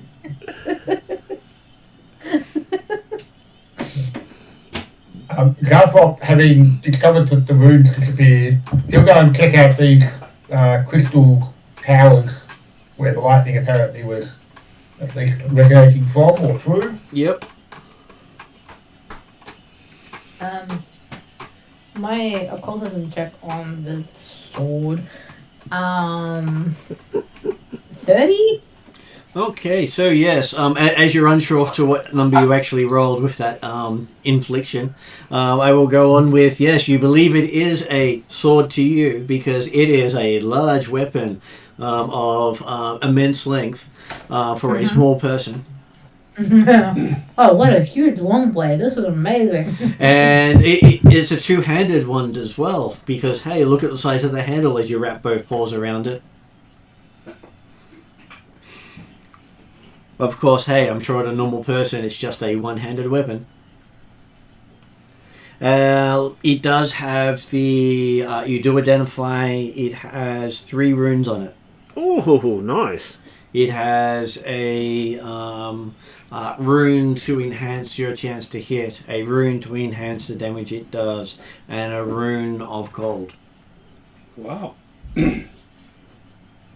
Nice. Oh, so no wonder it's snowing. It is literally a snow chilled sword. Those runes are like 9th level, aren't they? I'm not exactly sure which one that one is because Just thinking. again, jumping editions is always fun. Yeah. Yeah. I'm just thinking the last time I looked through, the elemental runes were significantly higher than what we could have selected. They are things you have to find, not buy. Oh, really? Yes. Yeah. Plus sorry, one I also rune's had only a level 2, I question. think, and a striking rune's level 5. And what's the question now?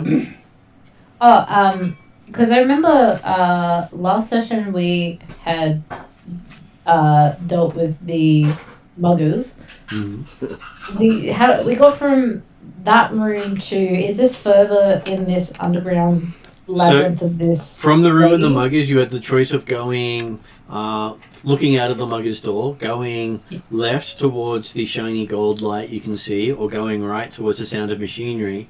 And of course, we went towards the sound of machinery because that was the most important thing at this time. Right. Yep. Garthop leading. And the machinery was this trap? It was. This room, yeah. Which was an illusion over the top of what was actually happening. An invisibility and a different type of illusion. So the sound of the machinery actually stopped. I actually No? thought The sound of the machinery is still going. I thought, yeah.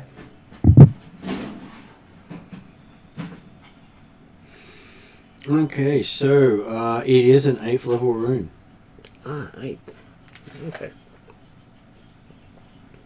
So 500 gold worth of rune.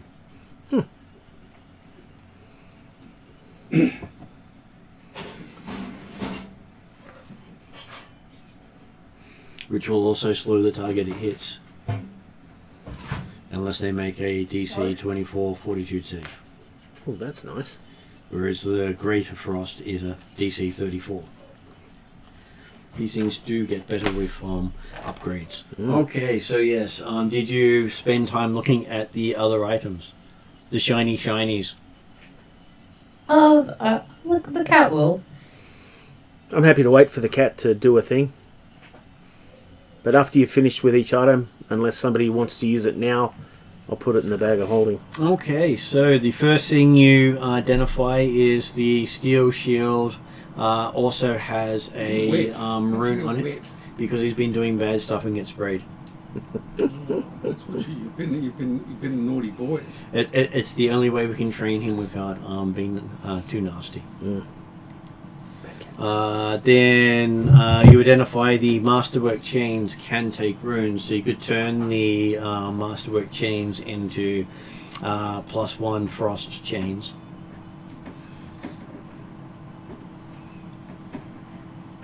By just transferring runes. And lastly, you have the mithril breastplate, which also has the has 2 runes on it. The rune making it more protective, and the rune that provides the I think it's the saving throw bonus. It's been a while since I've done the actual runes, and that one is also an expensive rune. Okay, so it is the potency rune and the resilience rune. Okay. So it gives you a +1 to armor class and a +1 to saving throws. Oh, that's Good. nice. Yes, and that's the mithril armor. Anyone want to wear the mithril armor? Do you want an upgrade to your chain shirt? Well, I wouldn't mind an upgrade, but I'm happy to leave it to others. And considering that is also an 8th level rune. We can deal with it later, but if it's good for you to use now. Oh, Go for it. just the rune. I don't think I can wear mithril plate. It's not plate, it's... Where's mithril plate? sorry, it is a mithril. I'm only trained in light armor. It's medium. But because it's mithril, it's treated as light for the purposes of wearing it. I quite like my moonlight chain. It's there if you want it, so I'll put it in the bag. Put it in the bag. Okay. Stay in the kitchen, stay in the chair. And so yes, you do have a bunch of items you have gained. That seems like some pretty damn good loot there. Yeah. No, not today, huh? Did Garthop get anything out of looking at the pillars? Looking at the pillars, they do look like they have conduits going into the ground, and whatever's been using the lightning trap was coming from down there. It was powered from underneath. So what's this machine? Do you have any ideas, Arthur? What is it? I've got no engineering. In the next room? The room that we're in. The room there was a big machine. We still don't. I don't know. But it disappeared when the trap came up. Oh, it disappeared. So it was an illusion. Okay. Oh, okay. It was an illusion. I missed that. But you can still hear the machinery coming from another room. Okay. So, Okay. and so if Garthop's thinking, oh, hang on, there's some sort of conduit going down inside these, maybe it leads to the machinery. So, just so you know, that is roughly what you saw on the blurry in the air. And I'm going to do the whole bink. Ooh, big. An air scrap. Ooh. It looks like a sturge. Air scamp. Or air scamp. So for you guys there. Okay. So do you remember the methods? Yeah. Yep. I was thinking That's method. the Pathfinder method now. Okay. So it took me a little while to figure out what was the equivalent thing. Mm.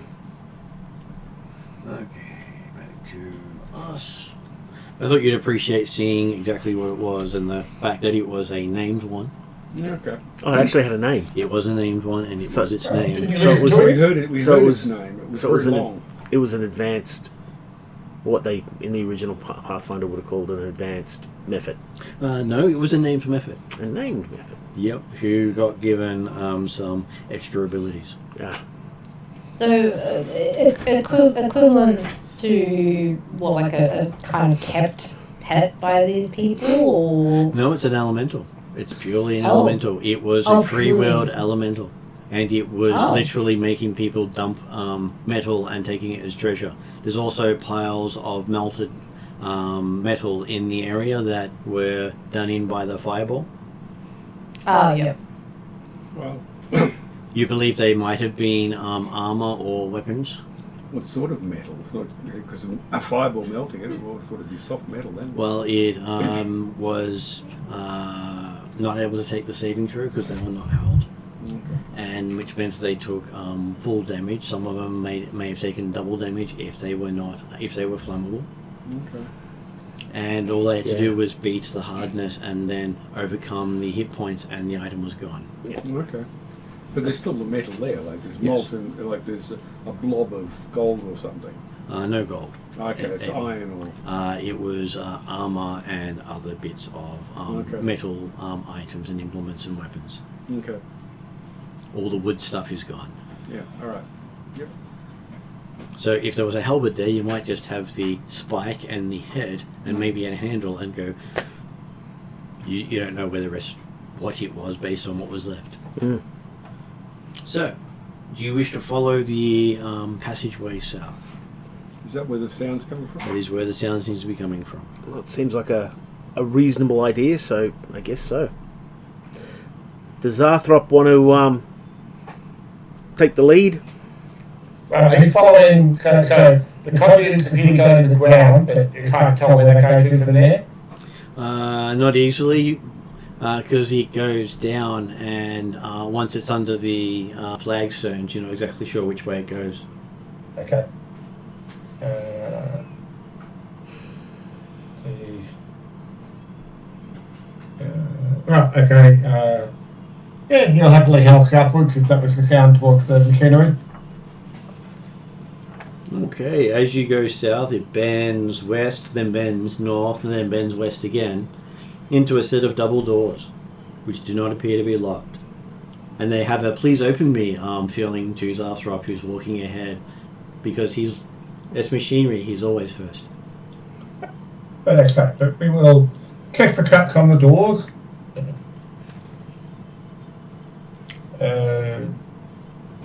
14, that's a 29. Sorry, 14, 25, 26. Okay, on a 26, you are sure with your brilliance and understanding of all things dangerous that there are no traps on this door. Okay. Can he, so I'm assuming he can still hear the machinery on the other side? He can hear it a lot clearer on the other side. Yep. It is Okay, he clunking will. away. Did you say double doors? Double doors, yes. Okay, you'll carefully pull or push on one of them, whichever way they go. Both Just ways. have a bit of a quick through to like dig through a crack. As you're looking at it, it seems these are the doors that swing both ways. Oh, okay. You've rarely seen okay, hinges so- like this, so this is not the normal type of hinges you're used to. Do they have handles on the doors, or are they effectively designed to be pushed from both directions? They seem to be pushed from both directions. But I'm sure you can just grab onto some of the scroll work on it and just pull it from there. Okay, so he'll going to push on one slightly so he can get a grip around the other one and open it to pull it towards him. It And to move the doors minimal amount. takes no effort to do so, as you can then see into this rather large room, which seems to be bigger than the one you were in,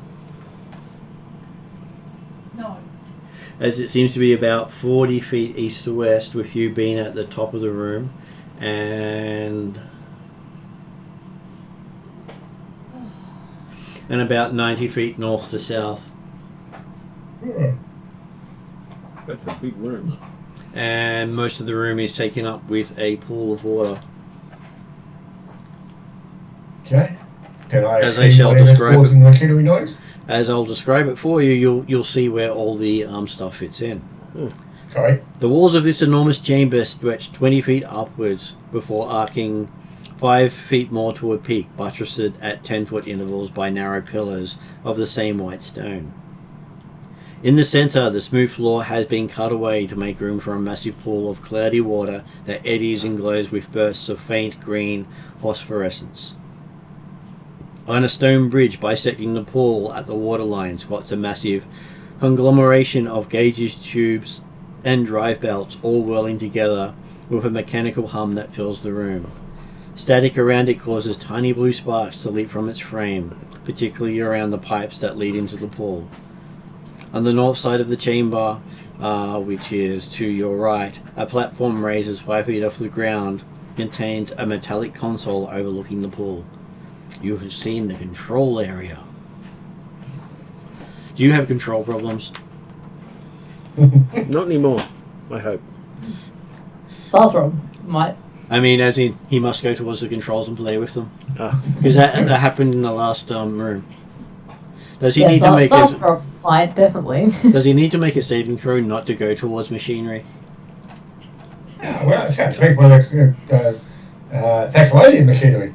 Well, obviously Thassilonian machinery. You do believe that this is the source of the force lightning cage. Okay. But he is also curious about the phosphorescence in the pools. So, but so obviously he's not seeing any creatures or people in here. How closely does he look after seeing the machinery? Okay. The idea of looking through the doorway carefully was to see if there was actually anyone there operating it. So, Okay. From taking a minute to glance around, you don't see. Probably a moment, not a minute. Not a whole minute. Okay, well then we'll go for a perception roll to see what you glance at in a 6-second interval. Happy with that one? And that would be 27. On a 27, you're sure the room is clear. Okay. In which case then, is the machine or the phosphorescence in the pool or the control panel closest to the doorway? I will go with yes. The machine is actually furthest away. The control panel and the phosphorus are about equal distance. Okay. Well, I will go past the pool, looking at the phosphorescence before on the way to the control panel. See if you can see anything in the pool as he goes past it. Okay. How much do you care about checking the pool? Is that a look to see if anything obvious in there? It is not clear. It is a mucus sort of colouring with the phosphorescence. Oh, okay, so it's almost, that's the whole boiling stuff. That's probably just like, it's literally phosphorescent,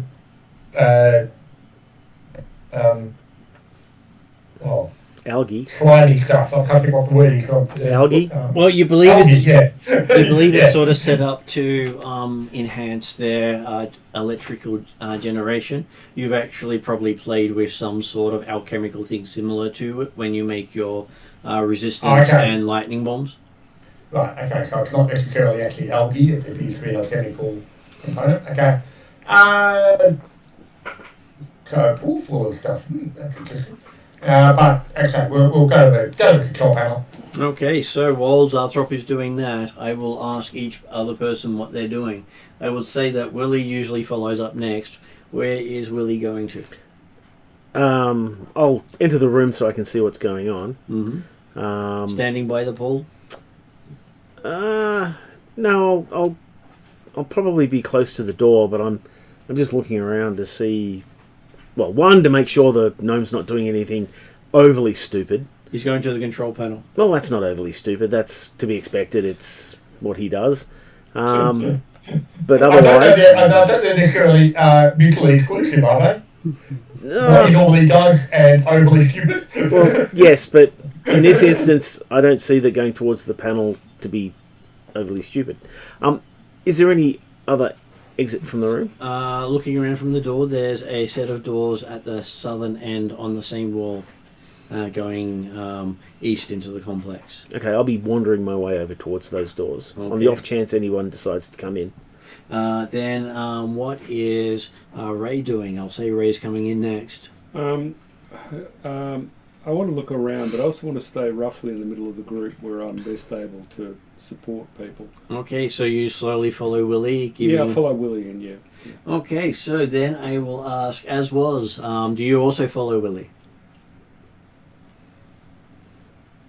Considering he's currently your meal ticket. Yeah. Well, I collect the halberd and buckle her on, and Assuming you've already Follow. done that because they Yeah. have moved on. yeah, And they were looking at items, so you had plenty of time to collect your gear. yeah. And no playing with cables. Directed at the cat. My cat, not the cat in the game. Aw. You mean I can't play with the tubing and stuff coming off the control panel? Damn. Jasper can perfectly play with all that. I'm sure nothing will go wrong. I'm sure I won't get electrocuted. I'm sure it'll just be a hair-raising experience. Yeah, not at all. She's already had the hair experience, hasn't she? The Yeah. hair's full raised. She's had one. I'm sure he can have another. So what was As was going to do after he got all his stuff? I was gonna follow Willie and have the halberd ready. Okay. And then what is Parry and Jesper doing? Are they going to follow Zathrop so that there's always a group of people together? Yeah, Parry will follow this after. I might stay with Ray in the middle of the group and also have a look at the shiny things in the pool. Okay, so you get closest to the pool. I like that. So now everyone gets to make an initiative roll. Hey, shiny thing in water. Ooh, 19 for Garthok. Give me a sec as I create something else to keep track of death and destruction. Jesus.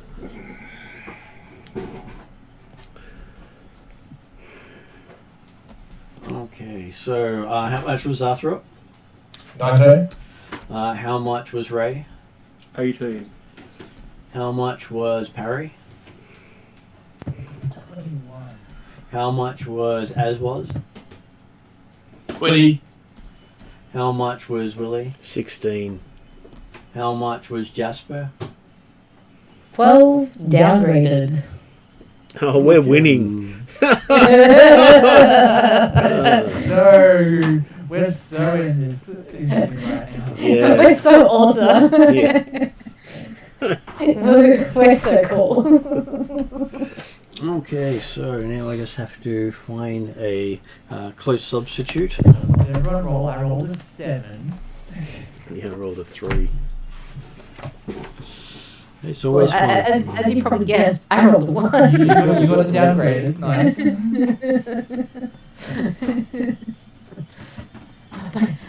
my No, you are literally playing with the cables of the control panel right now. yeah, no, I am literally playing with the chaos. No, I'm playing with the shiny thing in the water. I'm going like, eat that water. So yeah, she was at the control panel. That's Garthok's job. So I'm playing with the shiny thing in the water. I'm like bapping the top of the pool. Ooh, shiny thing, come here. Ooh, yeah. That's okay. I will be having Zathrop do a Arcana check while looking at the panel and a Alchemy check at the same time. Okay. As there's something niggling at the back of his mind.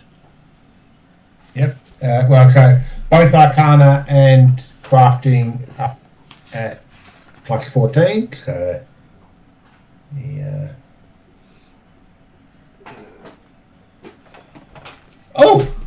natural 20. On which one? Oh, okay. So, well, we'll start with the Arcana then. So 34. So I thought it was a combined check. So that's okay. They're both plus 14. So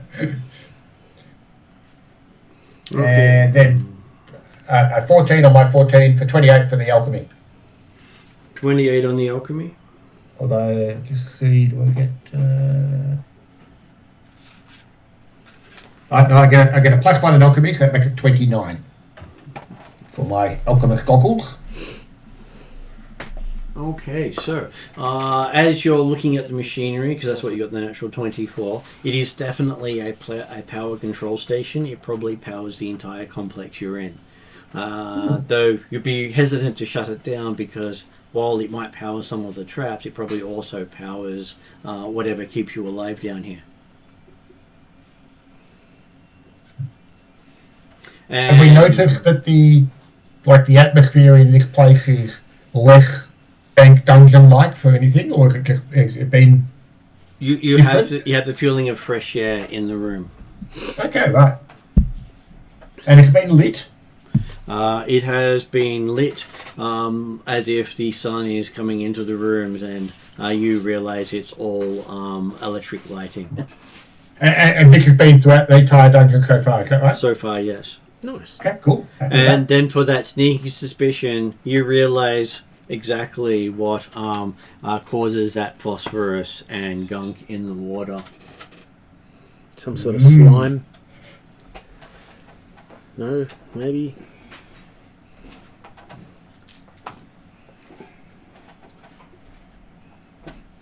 And as I'm setting up the initiative for the round, I will tell you when it is your turn. Yep, happy with that. Okay, so which way is Ray looking at this stage? I wasn't looking for any particular. Who you're keeping an eye on at the moment as the others are walking further away? I'm trying to stay in the middle of the group because most of my buffs work on an area around. You're in the middle. Are you looking north or south? Because I'm assuming that... Did we enter from the north? You entered from the north. I'm looking south. Okay.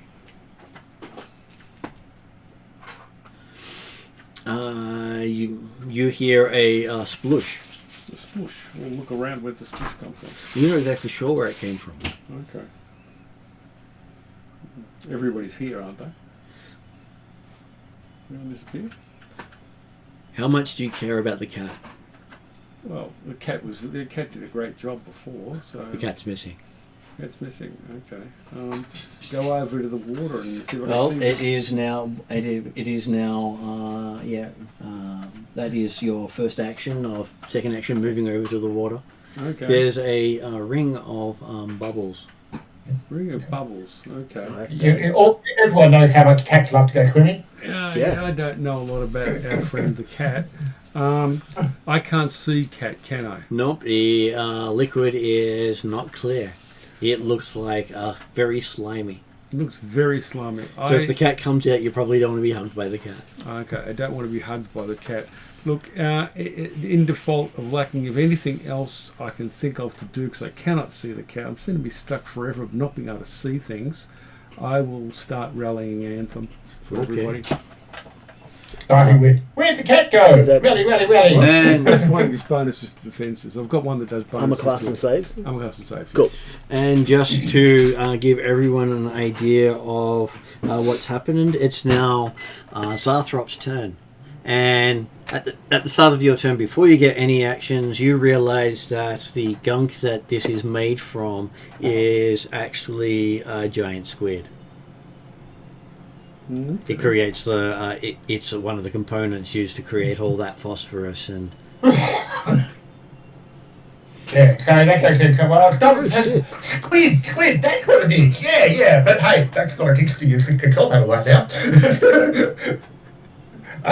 Because having got that out of his mind, so I can concentrate on the control panel. The guys who designed this place, was it the Empire?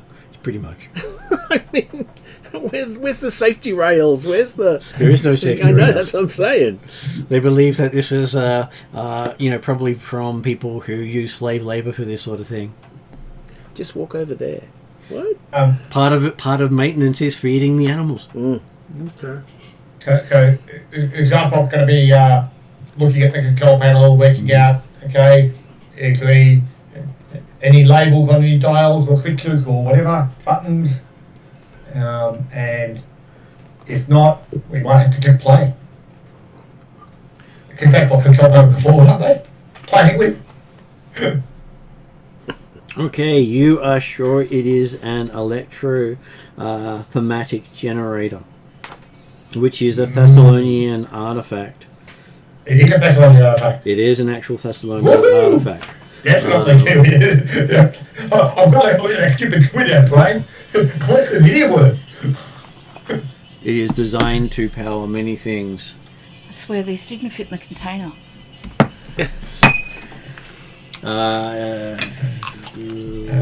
I try a Thassilonian law to try and manipulate the controls or work out what it does and how it works?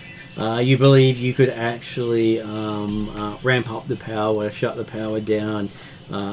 Everything is written in Thassilonian, and you seem to be able to understand a majority of what it's used for. Cool. Well, next guy, so he's going, wow, this is great, man. I found the mother load. Don't damage anything. Don't hurt anything. And the thing you note is the system's currently on standby. Ooh. So despite the fact that it's apparently powering the lighting and ventilation and probably that electric cage, it's actually just on low power mode. You believe this probably has as much power output to power an entire city in just this room.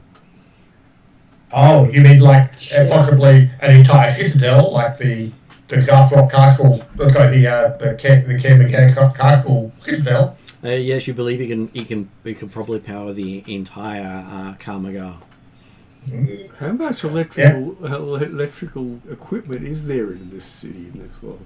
Well, probably not much about it, but... This looks like it predates the city's current habitation by quite a few centuries. Thessalonia was 10,000 years in the past. Okay. And what I'm getting at is there's probably not much that could use that electricity. They do have golem works here that could use it quite convincingly. It would make their work so much easier. But yeah, so Garthok is he interpreting everything and yelling out, don't break anything, whatever you do. And you've also identified the fact that the pool is the reactor coolant.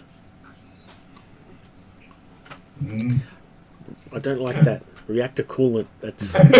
Well, I don't like that. Garthok's already told you not to break anything. I think fireballs, Parry. Fireballs. Okay, so we turn this place to Chernobyl. that brings us to Parry. You hear the mumbling of giant squid and power and don't damage anything and whatever else you want to take in from Zarthrop's mumbling and excited chattering. Don't destroy anything. Giant squid.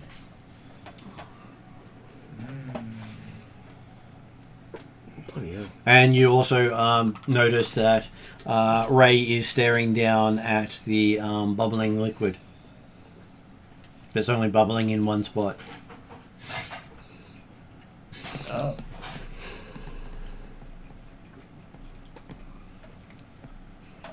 That's interesting. No. That's Zarthok's phrase. Just at the end of one of the Avengers movies when he's looking at the professor's looking at the one of the power stones. That's interesting.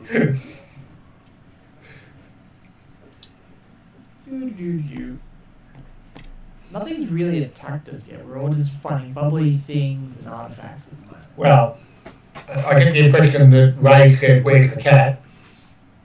Where'd the cat go? And he's staring down at bubbling in the thick liquid. Bubbling in the thick liquid.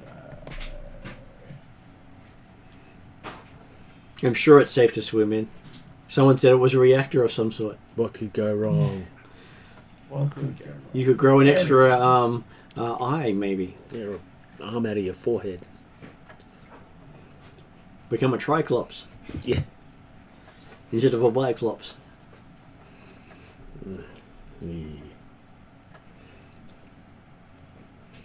As Parry's now slowly running out of time to act. Yes, I know. I'm trying to.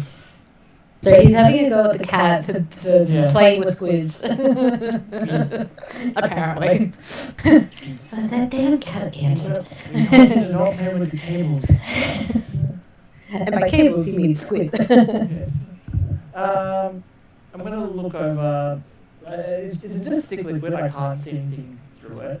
You cannot see anything through it, and it also glows. Oh, that's not helpful.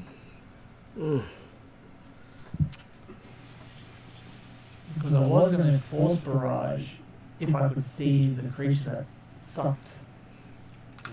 Force barrage would only impact the surface. It won't go through the water because it's broken by line of effect.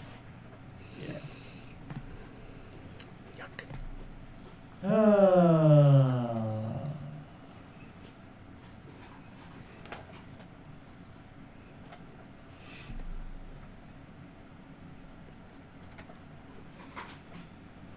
Harry is going to.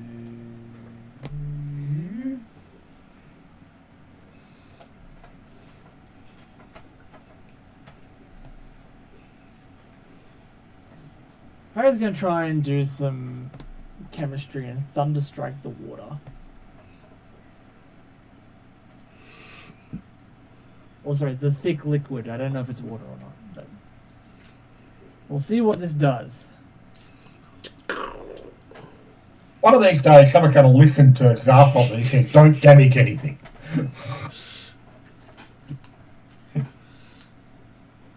Don't damage anything or lose a party member. Party member's already gone, apparently. Apparently, you've been written off already, Em. Yep. Oh, I can tell. Okay, so you're thinking your party member fallen into the water. Let's lightning bolt the water. Well, you're in the water and you're throwing lightning bombs and getting the rest of the party. So I can see the logic between both of those points of view.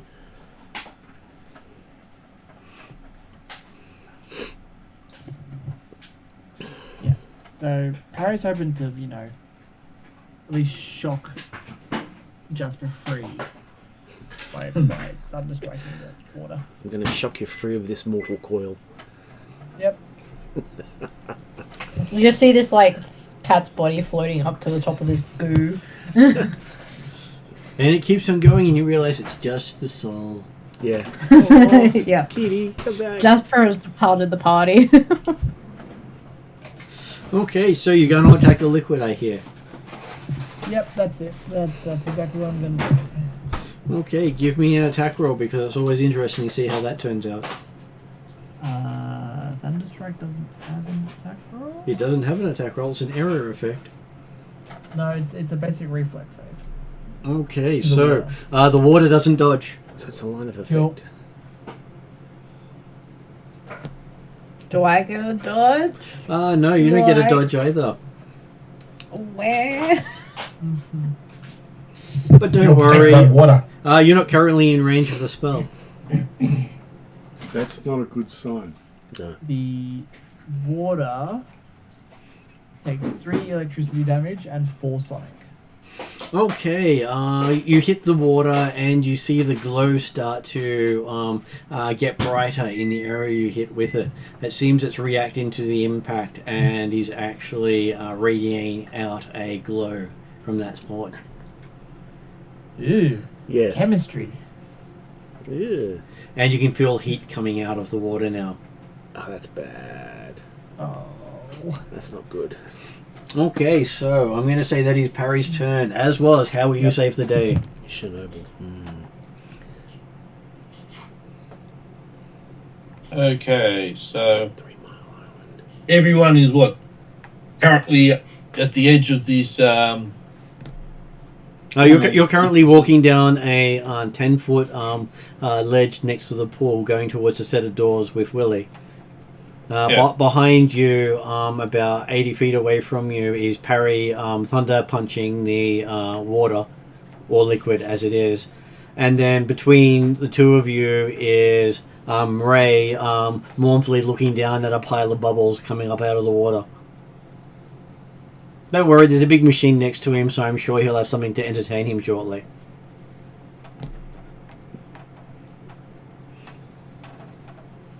Okay, yeah, and that's where the cat was. 'Cause he said, "Where's the cat?" You have no idea if that was actually the cat or not because you weren't looking in that direction. You don't know where or when the cat disappeared. You just assume that that's where the cat went. Okay. Okay. Ray, where is the cat? And I'll have a look around. Give me a perception roll.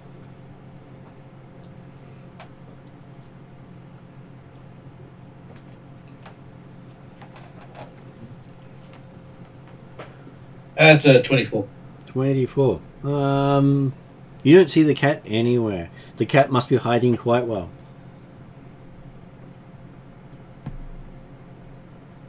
Blah, blah, blah, blah, blah, blah, blah.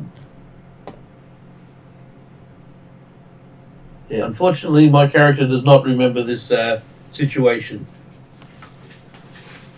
Because I had exactly the same situation.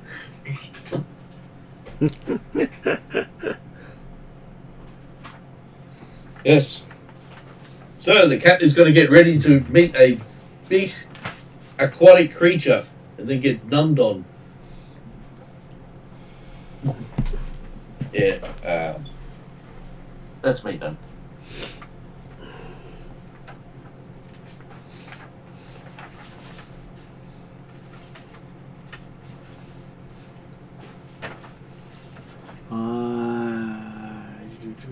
I actually had some of the initiatives around the wrong way because I was looking at the wrong column.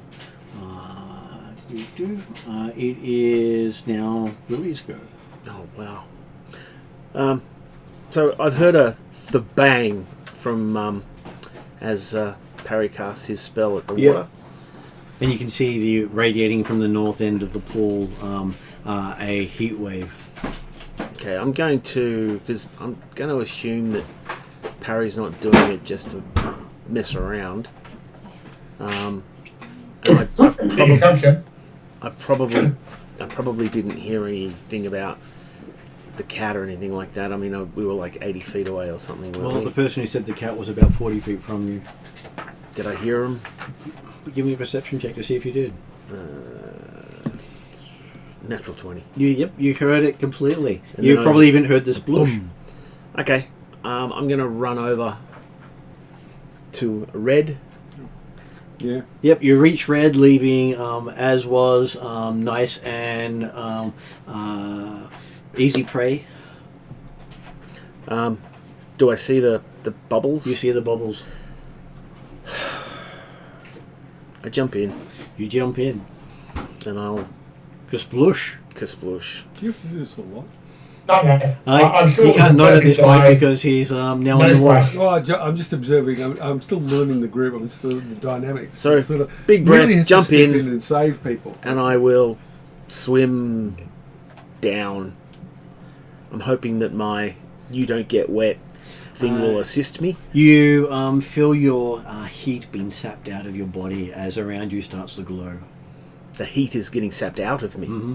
as opposed to being put into me. Mm-hmm. Ugh. Okay, that's not what I would have expected. Seems this liquid is drawing the heat out. Ugh. I will continue to swim down looking for the cat as Okay. best I can. And I will say it's now Jasper's turn, who doesn't get a go this round, but you can record down you've taken 31 points of damage this round so far. Jesus! 31. Save my kidney. 30. Cool. Love that. You'll be right for another 10 hours or so, will you? One, if not two, depending on how the rolls go, because that was almost half my hit points. Well, 2 points off half my hit points. That was a low roll, probably. Yeah, probably. I'm assuming I can't see anything. being that it's all green? You'll start to see something shortly as something moves. So you see something huge moving in the liquid around you as it surfaces and makes a ravenous embrace attack. A ravenous embrace attack. It I have does. no idea what the hell that is, but it does not sound good. It gets 4 strikes and then a blight Yeah, it sounds very lovely. as a You can give 2-action you a big thing. hug. Jesus. All the counted as the same friendly thing like your flurry of blows. Yay. 5 attacks with no penalty. Yay. Gee. Okay. Why not? He just knows you were getting cold because the heat was shut down, so I give you a big hug to warm you up. Okay, so a long tentacle flies out towards Parry. It will hit an armor class of. Sorry, going to make sure I look at the right one. 33. Hit. Don't forget the +1 from the bard. Jeez. Yep. Keep kidding. Yeah. You take 19 points of bludgeoning damage, and you have been grabbed.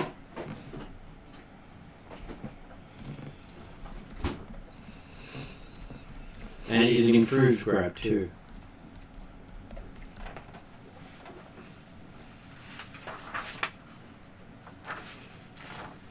Okay, another one flies out and attacks as was. Pity you don't get any deja vu. Yeah. Okay, that is a natural one hitting a armor class of 22. So 22 downgraded. What is your armor class? We're in deep shit. My armor class is 23. Okay, so that does make it a critical miss. So you do see its tentacle slap down in front of you, completely missing you, and you're noticing the barbs about the length of your hand sticking out of it. Okay. Okay, it tries to grab Ray with its smaller arms Okay. with a rather low score of 25. Ooh, the +1 saved me. Nice. And then it's also going for Willy with its small arm and hitting an armor class of 37. Yep, not a critical, but only because of your protective thingamajig. It made a difference. It does. It makes it every little bit makes a difference. Absolutely. 26 points of slashing damage. And it doesn't choose to grab you because it can't get a free grab. I'm just going to check that.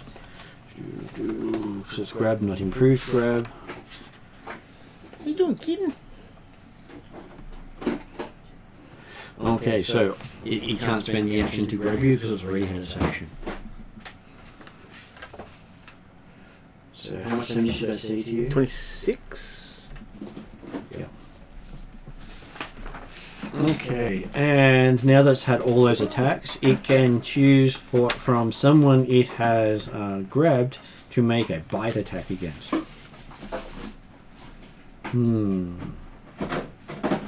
Well, it's got someone currently held. 2 people actually. Yay. Eeny, meeny, miny, mo, please not me.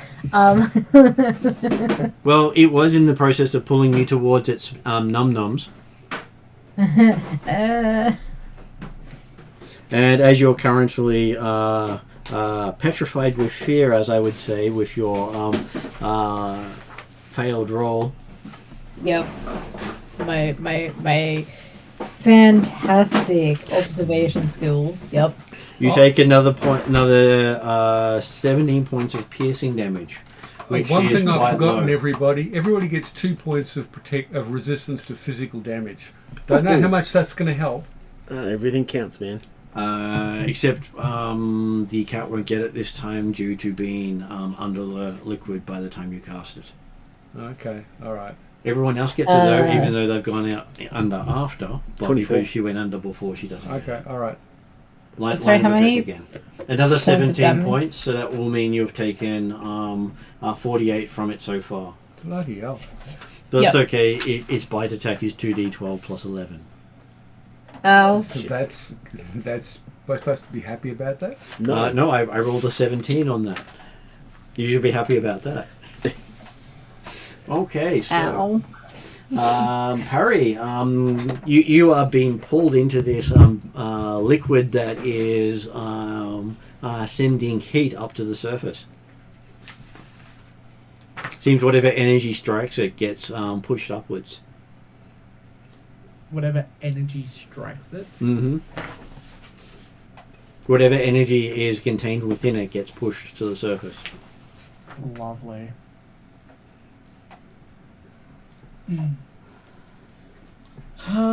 Okay. Okay. Now they've actually sorted out the initiatives correctly, it will run a bit smoother. And I'm grappled by this thing. You are. You could try to break free if you wish to as an action. Can I? We've identified this as a giant squid, yes. You've heard Zarthrop say it was a giant squid.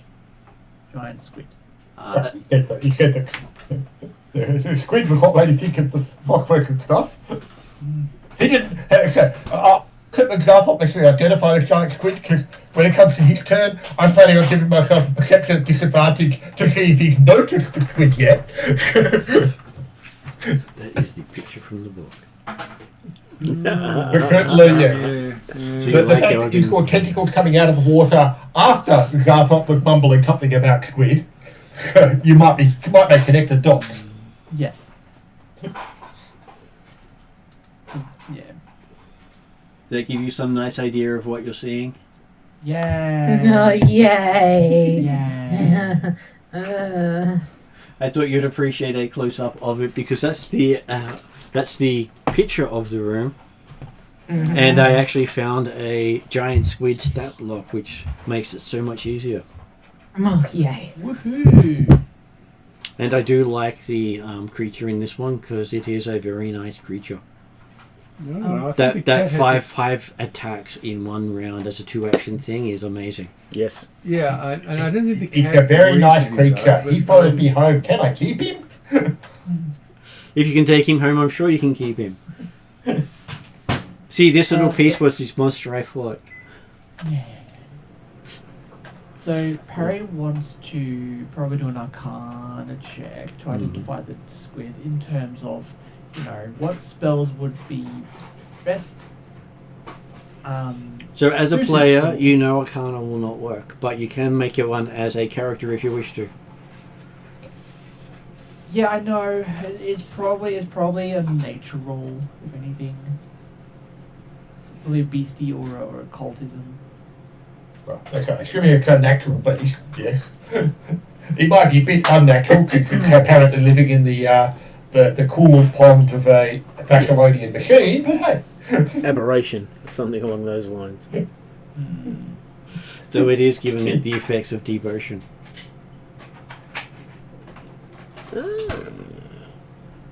The cooling properties of it is keeping it going.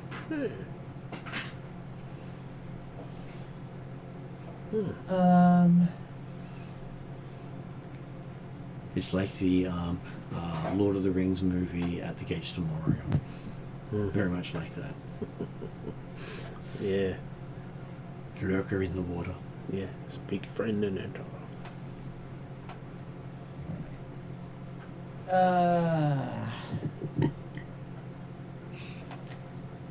Harry is going to. Remember you were grabbed, which means you can't move. You have a DC 5 flat check to use any manipulate actions. And if you do not get 5 or higher on a D20, you fail automatically. And you are flat-footed as well as immobilized. It doesn't sound good. Yeah. That's the grab condition. I love having those cards. It makes it so much easier to reference. Yeah. Well then, it probably would be best to try.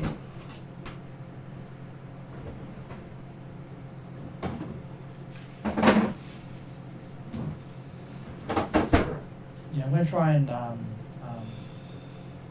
slide out of the grapple. Okay. Things acrobatics. Give me an acrobatics check to see if you can escape its grapple. 31. A 31. You don't succeed. Ouch. Wow. Difficult.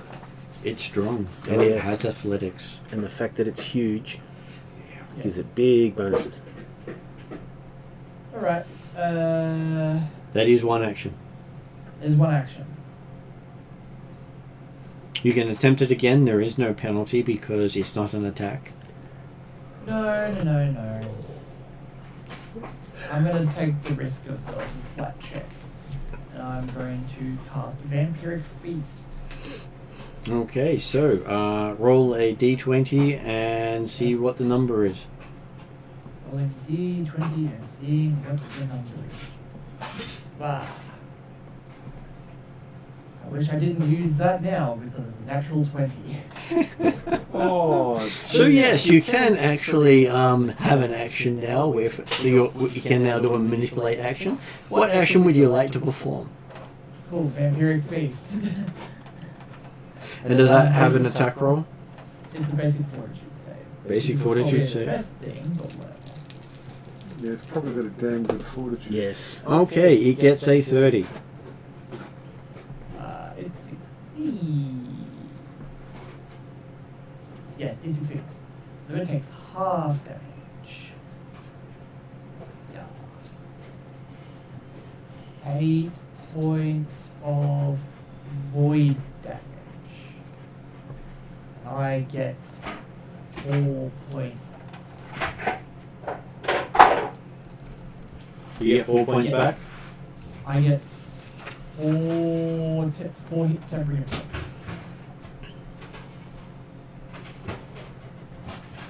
points. Okay. And that is all your actions? That is all of my action. We're now over to as was. There is a giant squid limb lying right next to you. Apparently the luck of Pharasma was with you. Yep. And you have this feeling of you've seen one of them before somewhere. Yeah.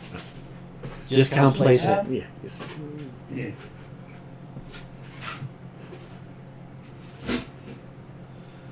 Okay.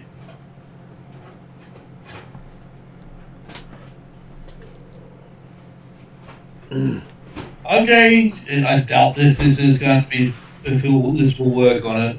I'm going to cast Daze on it. Its face is underwater. You do not have a valid target. What about the tentacle? The tentacle has no eyes.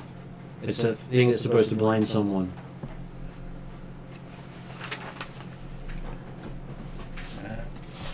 Maybe this wasn't undead, because then I could whack the crap out of it. Okay, I won't use that.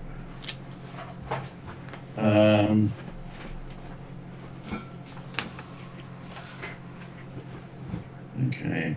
2. Oh, okay. Daisy's not a blinding someone. I forgot because I'm so used to the D&D version. Daisy's like Yeah. Daze here is a mental effect. So yes, as it is a creature you can see and target, you can cast it.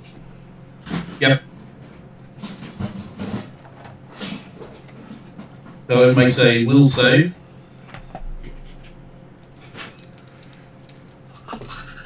Okay, it gets a 37. Oh, for God's sake.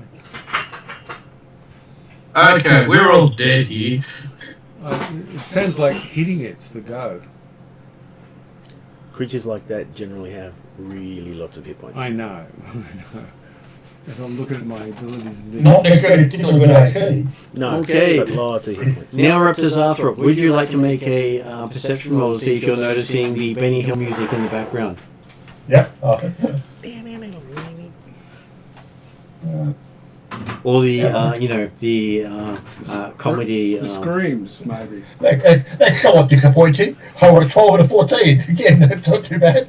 So, 23 on perception. So, I'm guessing I might have heard something. Or You can see directly behind you that Parry is in the grips of a giant squid. So apparently his seduction worked. Off in the distance, you can see that you have both Ray and As was in the process of being attacked by a tentacle from said squid. It obviously has already grabbed Willie and Jasper because they're nowhere to be seen. Oh, no, they're nowhere to be seen, so they've obviously got to safety. So, we're talking about Willie and Jasper. Willie doesn't go to safety. Jasper invites danger. yeah. No, they might just be behind the machine. So,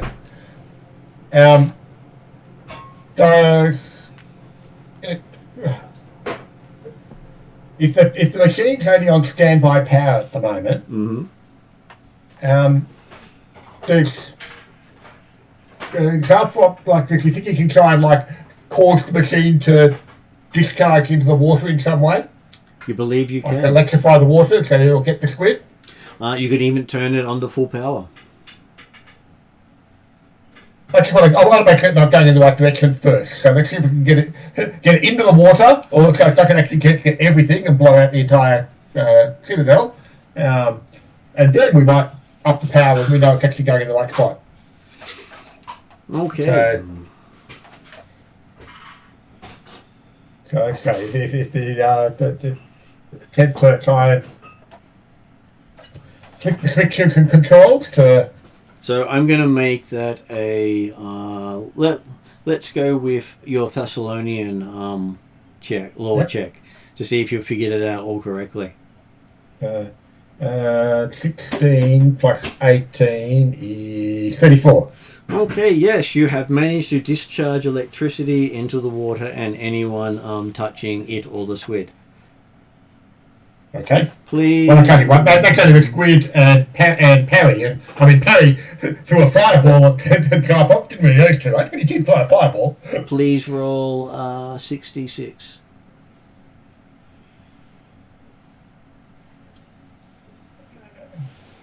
2, 3, 4, 5, 6.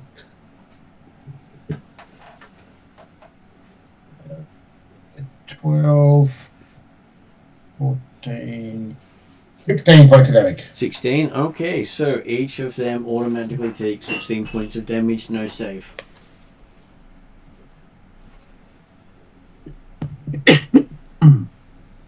That a parry. Yep, that's parry as well. So you take 12 points and your 10 points are gone. Yep. 6. 12. Stay away from the water. I'll just make calamari. 16, did you say? Yep. I am now a sack of meat, unconscious in the water. Okay, very good.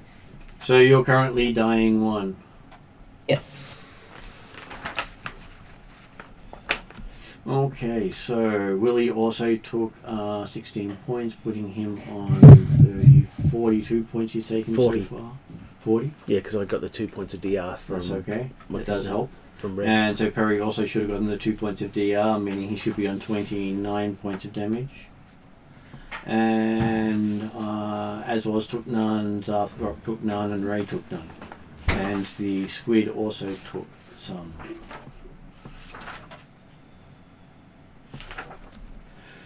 It's effective against the Squid. Mm. You see the tentacles writhe around a bit as you do that. Okay, so tell the Zarthrop, sorry, do you take 3 actions to manipulate it? I'm going to say yes because you had to figure out which ones to do, but you could potentially do that twice next round as long as you spend one round preparing. Okay, happy with that. But yeah, I'll use a 3 action to say, yeah, that worked. Okay, stay away from the water. We'll just go calamari. As you realise, you can double the damage if you spend a round charging.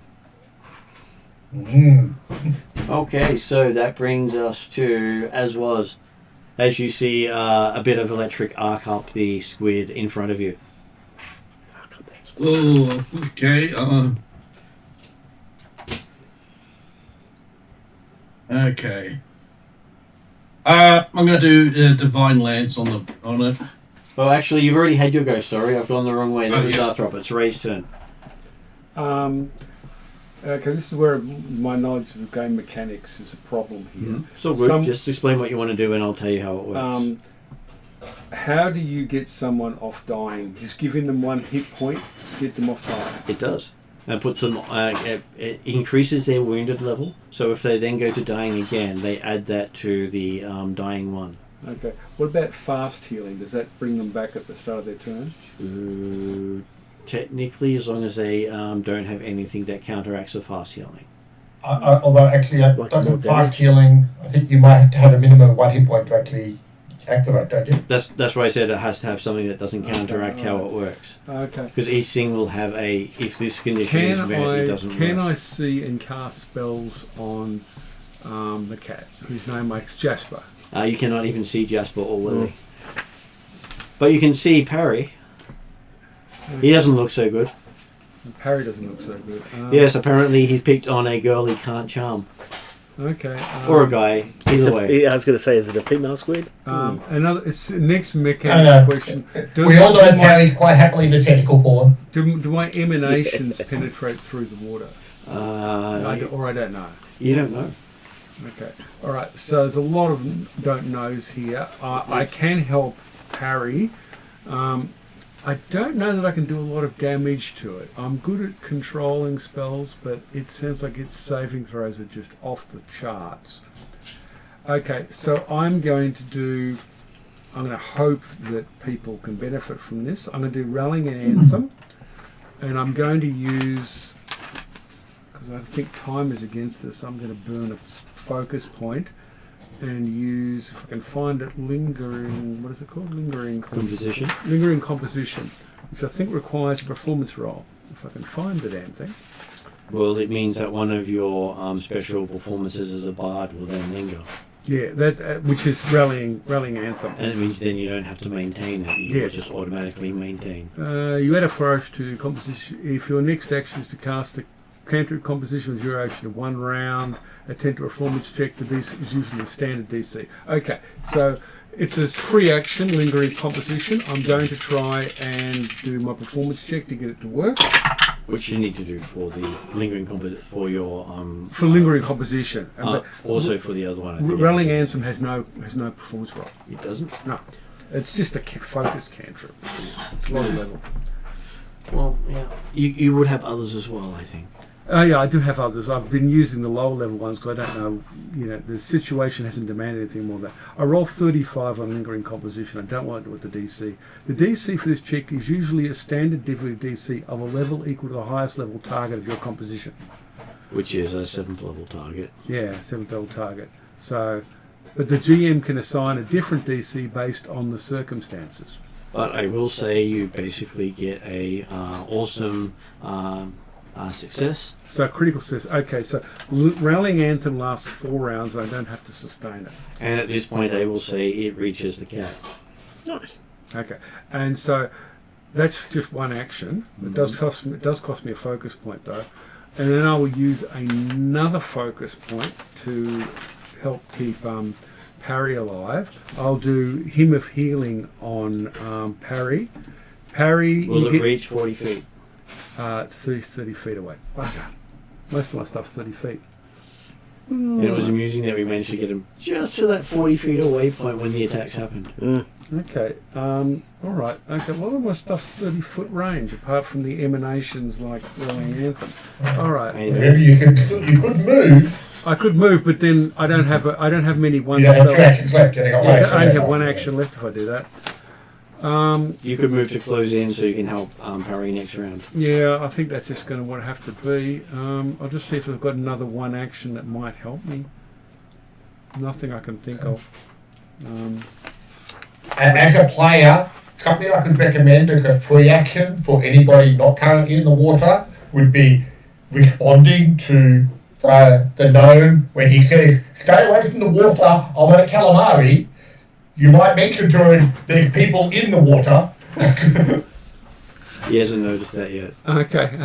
I didn't realise you hadn't noticed. I thought that was pretty damn obvious. He was facing away playing with toys. Okay, I'm learning that Zarthrop doesn't pay much attention to other people. Yeah, I can't see anything useful I can do in terms of a 1 action. So yes, You can spend your 2 actions to get right up to Parry. okay, I'll move into a position, like I need to be close to people, but I have to be right next to them. I will move to a position where he's within 30 feet, and call out that Willie and Jasper are in the water. Which is useful. So, by the way, so the Rallying Anthem continues. Everyone gets +1 to armor class and saving throws, plus And Willie also gets it two damage resistance, and Willie and Parry gets 8 fast healing 8 and 8 temporary hit points. The 8 temporary hit points you get now. Okay. Fast healing 8, that's pretty good. Yeah. So is that 2 people specifically? No, it's only 1 person. One person. Him healing only affects 1 target. Okay. So you got the Hymn of Healing. Yeah, Hymn of Healing on Parry, because he's the only one who's badly damaged I can see. Oh no, I can't do that because it's 2 actions. Sorry, Yes. Scrub that. Okay. I didn't have the Moved action. up. It was only Rallying Anthem. Rolling Anthem. That was the way I was checking. Sorry. Okay, so Willie, you can feel the tentacles around you. You can sort of see a glow of it within 5 feet of you. I'm going to... I obviously can't see the cat. So So you can follow the tentacle. Yeah, but that doesn't take me to the cat. Well, it's obviously not on the tentacle that's close to you. Yeah, and if it's a squid, then it's multiple tentacles, which means theoretically the cat could be anywhere. And most likely being brought to its mouth, Possibly. where the stem of the tentacle grows out from.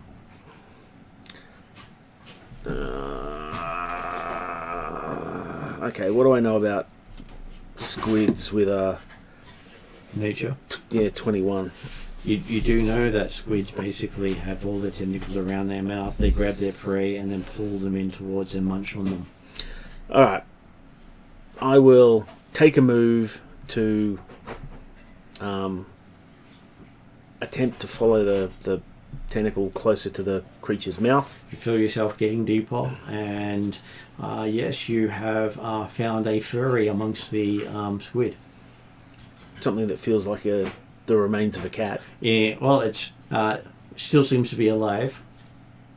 Is it moving? Uh, Not so much. Technically, yes, because it's being munched on at the moment.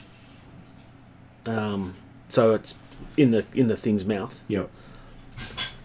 and I'll attack at that point. So I'll give it a Hadouken as best I can.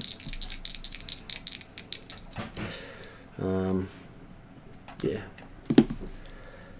Oh, for fuck's sake. One of them's not too bad, but the other one, so 23 is a miss. That's your best or worst. Oh, that's my worst. My best is a 35. Okay, your 35 is a hit, not a crit. So I will do a massive 15 points of slashing, magical slashing damage. Okay, he does not get any resistance to you. So we said, how much, 15? 15. Oh, sorry. 13, 15, sorry, 17, because I get +2. Yeah, 17, my bad. I was just checking because you usually do roll higher. Okay, so yes, you do hit it and it does react. And that was a 2-action attack? Yes. Oh, and it should make a fortitude save, but I can't imagine it's going to It may roll fail. a 1. It might. And it does not. So its fortitude save turns out to be 32. Good enough. Just made it. No, not at all. Not Okay, at all. Jasper. You get to make a dying save. Blah, blah, blah, blah, blah, blah, blah, blah, blah, blah, blah. So I don't know if I make that. That's an 8. That's an 8, so that means it's now on dying 2. 2, yep. That got just to fail though, isn't it for you? Yeah, because I need to make 10. I need to make basically the flat of flattest checks. Yeah. But because you've got a bonus on your dying saves, don't you? Yes. Well, I have 9 lives, so essentially I ignore the dying difficult value. Yeah. difficulty of dying value. Yeah. Yeah. And I also have die hard, so I die on dying 5, not 4. Yeah. Which will come in handy at this point Yeah. because someone's punched it in the face. Yay! So then it has a breath attack. A breath attack. Mm-hmm. And both Willie and Jasper find themselves hitting the ceiling out of the liquid. Oh, the yeah, covered in, yeah. Well, it's actually it has a jet movement attack that lets it move out of speed, but it doesn't have any room it can do that here, so it uses it to squirt. Whoa! Okay, so you hit the ceiling. Can Zarthop use a free action when he sees them? Say, stay out of the water! So Willie takes 10 points of damage. So 8.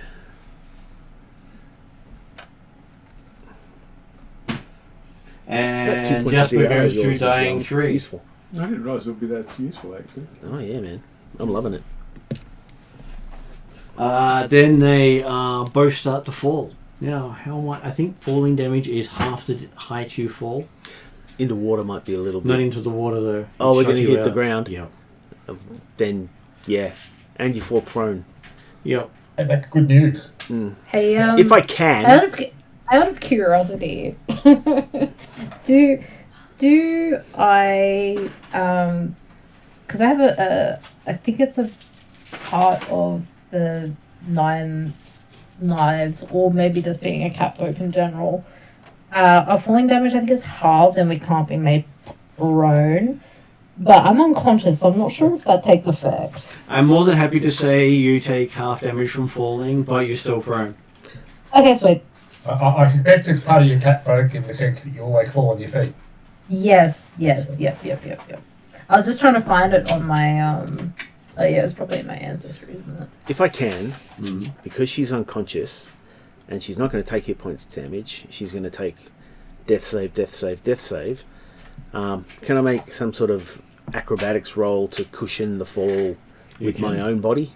So potentially I'll take the damage that she should have taken. You take a reaction to grab the cat. Oh, hopefully I've still got a hold of the cat, but it's more trying to flip my body as I fall to use... That's the idea, yeah. Acrobatics? Yep. Don't roll a 1. No, not a 1.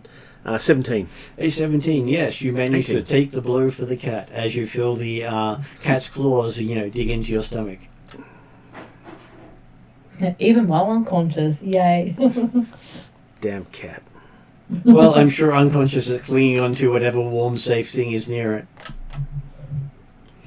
Don't worry, I had that today with my cats. I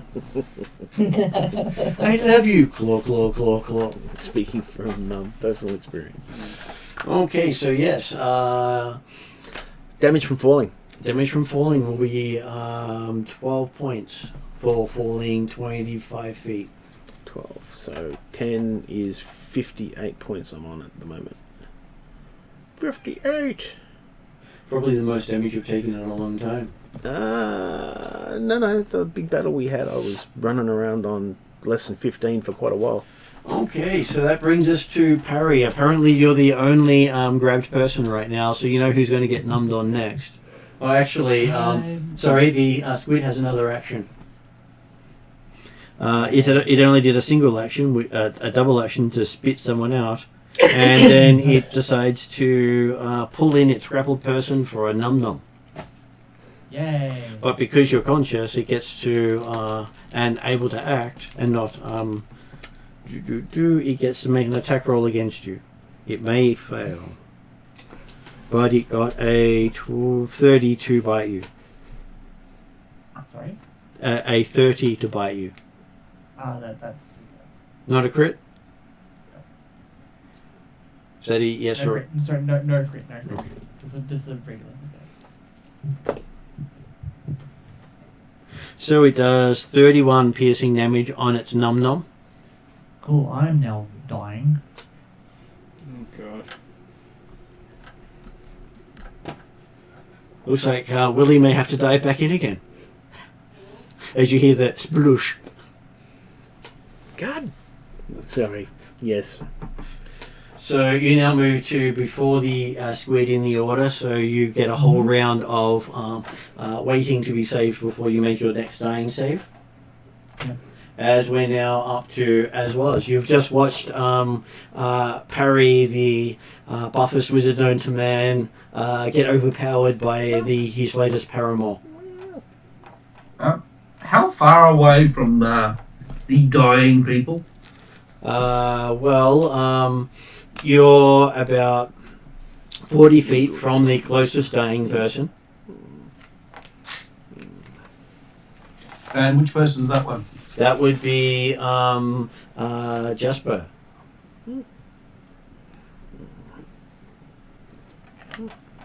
Okay, so if I... There's also no visible squid above the surface of the liquid. I'm not going after the squid. So I'll... Here's my move. Okay, so I can move 25. He's looking for So something. I'll to move play with. 25. Yep. And then cast Stabilize on Jasper. Okay. Jasper is now wounded 1. I think I'll take this away.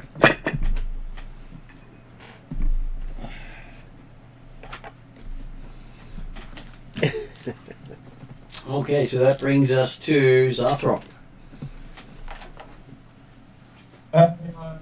So, Parry's the only one in the water now. Yep. He wasn't listening. Okay. Then I will use an action to try and effectively charge up the machine. Probably not necessarily going straight for full power, but certainly getting it up like that, starting to raise it up somewhat gently-ish. And basically have 2 actions to do that, and he'll use his 3rd action to try and manoeuvre a bit around the control panel so he's less accessible, like it's a bit of cover from the control panel if the tentacle tries to come his way. So you can either be beside the panel or in front of the panel. There is no way to hide behind the panel.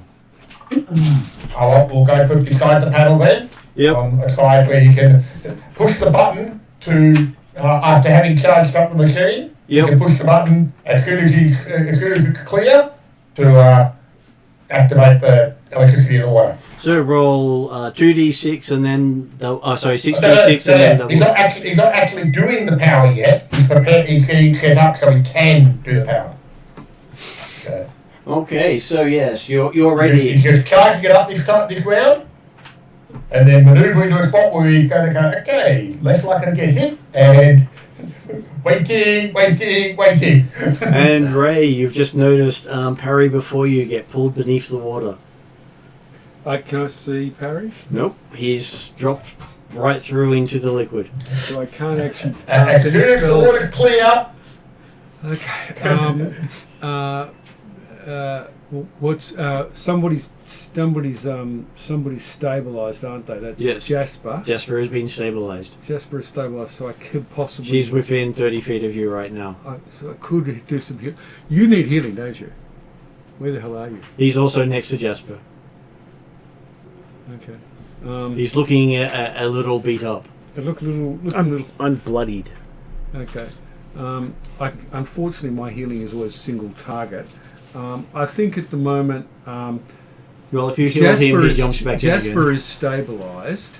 I can't do anything to help Parry, so I'm gonna give you him of healing. I just want to. What other action I'm going to do? I can't do much other action. So the old banjo music. Ding, ding, ding, ding, ding, ding. Oh. More, you need it's to more use like an action soothing to sustain R&B your- soul. What that does is you get 8 temporary hit points now, and at the beginning of each of your turns you get fast healing 8. Nice. That costs me a focus point. I've got one more action left. Move to where Parry disappeared, I think. So Yep. I'm near where Parry disappeared. You can see the bubbles. Yeah. Stay away from the water. I'm not in the water, I'm on the land. You're moving up to the edge where people get dragged in. Well, I'm not touching the water. I want to be close if Parry appears. Okay, so yes. I'm Which going- brings us to Willie. How much did you heal?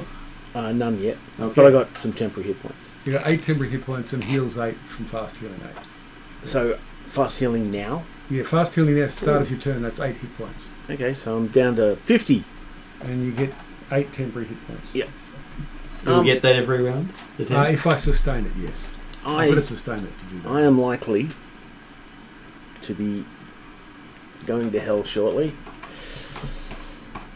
Okay. I don't think I've got a choice. I got to go after Parry. So, action to get up. Mm-hmm. As I do, I'm going to say to the world in general, get Jasper. As I Get Jasper out or just get Jasper? if there's confusion, that person needs to get stabbed in the face. So I will then move to get up, free action to say what I said, and then I move and dive into the water after Parry. I'm happy to give you the move, jump, and splash into the water as one action. Cool, and then I'll try to follow where he went to. My plan, as just really bad idea as it is when I get attacked by this squid, I am going to effectively present the unholy symbol of Rovagog, as I've done previously, and hope that Rovagog is going to do something with this creature. You sure it's not the patron of Dooza more appropriate for battle? But then I've got to stick around and fight. I can't run away. And I've got to save Parry, and I can't do that and fight at the same time. Because I did consider that. You are quite right. I did consider that. I was just wondering if you remembered the drawback. Yes, so no. And I know this is going to cost me big time. Shame you don't have Lamester, Mother of Monsters. Yeah. Well, yes, actually, that would be perfect. You still could call that to her. No. Because I'm not sure what agreements have been made with,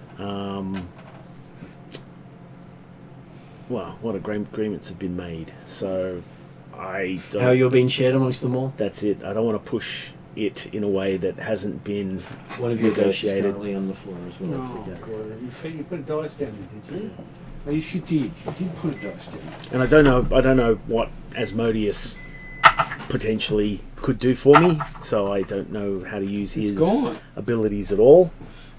I'm sure whichever one you call on will help you in some way. I'm sure, but Rovagog has done so previously in a way that I think would be at least useful in regards to fighting this squid. So it's going to cost me, but I got to say parry. But hey, we even have something here. I can look it up and get you a actual response. Bad cat. Bad cat.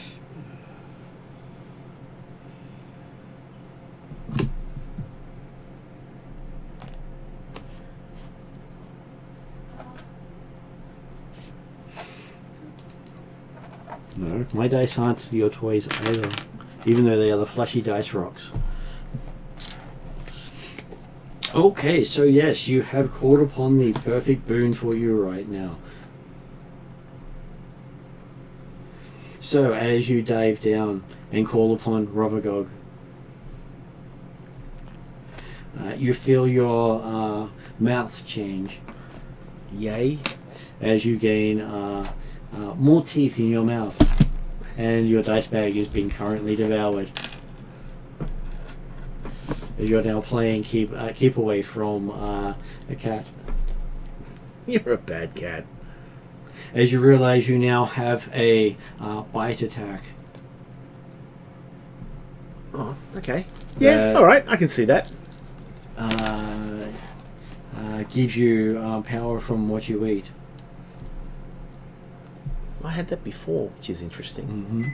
That was our Rovagog power back then. Yeah. I remember the, was it an imp or was it the guy in the cage, the thing in the cage was saying you are what you eat. Yep. I was like, So he's most likely connected to Rovagog. And Interesting. this would be how you would be able to eat the werewolf's heart. or the Titan heart, you mean. Titan heart. But yeah. Come on, buddy. But yeah, I gave that to my wife because I didn't want to become a were creature and have to murder my family. A little bit too much of a downside, really. Yeah. Is she going to do that? So as basically whatever you chew on is like a circular cutting tool, creating a big enough opening for you to fit through. Oh, Jesus. Welcome to being Rovagog's favorite for a short time. So give me an attack roll.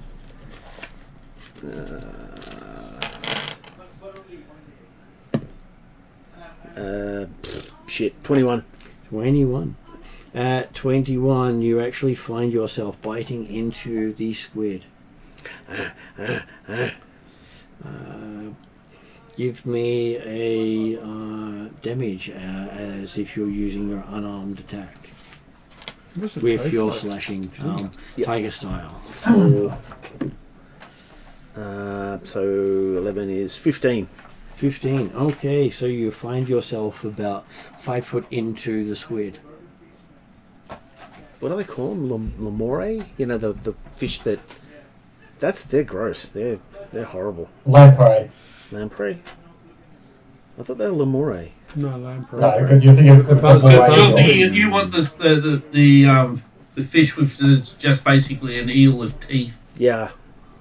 And you also realize that while you're doing this, you could literally devour anything and it won't harm you. No matter what goes in your mouth right now will not cause you any damage. Okay. If you can't normally destroy it, it'll just pass out the other end.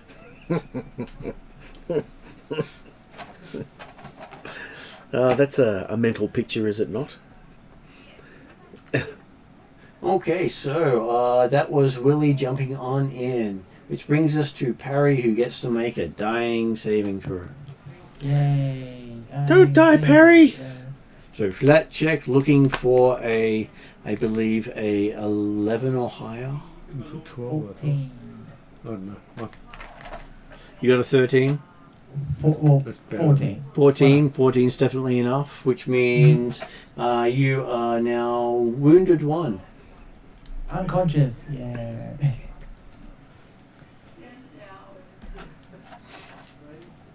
Okay, so apparently the squid doesn't like someone biting it. Understandable. And spends another action shooting out its current male. As you find yourself a jet of stuff flying by you. As Parry smacks into the roof. Which will send him to dying 1.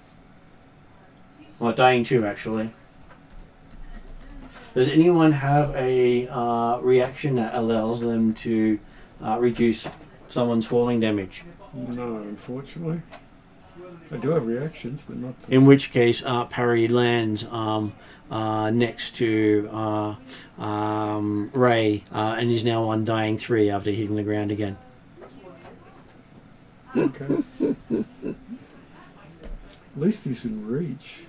Okay, so the squid goes to try to grab its most vexing foe. I had to put the dice in my pocket and I was trying to figure out where my dice were. Yeah. Got to protect him from the cat. Okay, so it tries to grab you. What is your armor class? 28. 28. Yeah, 28. Because of +1. Yeah. Okay, it fails to grab you. Even though it hit an armor class of 29. I'm Rovagog. I'm getting protected. Rovagog. Like I said, I'm going to have to pay for this big time. Hey buddy, less stealing. No. Oh, you know the word no, and that means you're on the floor again, buddy. Yeah, gee, he's persistent, gee. He's that completely locked on whatever he's trying to do, no matter what you do. Yeah, because when I tell my cats no, they... Drazzle understands, Idris has to be sprayed. Yeah. And it's very hard to do that with books and technology. Yeah. Squirt, zip. All the smoke escaped. Whoops. Yeah. Okay, so yes, the squid has had its go, as was. How will you save the day? Okay, so I've got Jasper next to me. How far away is Parry in that? Parry is 40 feet away from you. But you do see Okay. Ray right next to him. Will you spend most of your action dealing with Parry, or will you bring Jasper back to help? That would be the cat getting on the Okay. bench. Do you want me to grab him? Yeah. Yeah. Well, what I can do is I'll move up 20 feet, so Jasper's just within range of my spell, Yep. and I'll cast Heal on Jasper. The ranged heal, the 2-action heal. Yeah, ranged heal. Yep. How much do you heal? A heal. Because you should have been rolling that one as you're telling me. Oh no, I was getting to the right page for it. Okay, that's 54 points of damage. Okay, so technically it gives her 54 hit points because she's technically starts off at 0 hit points. Yep.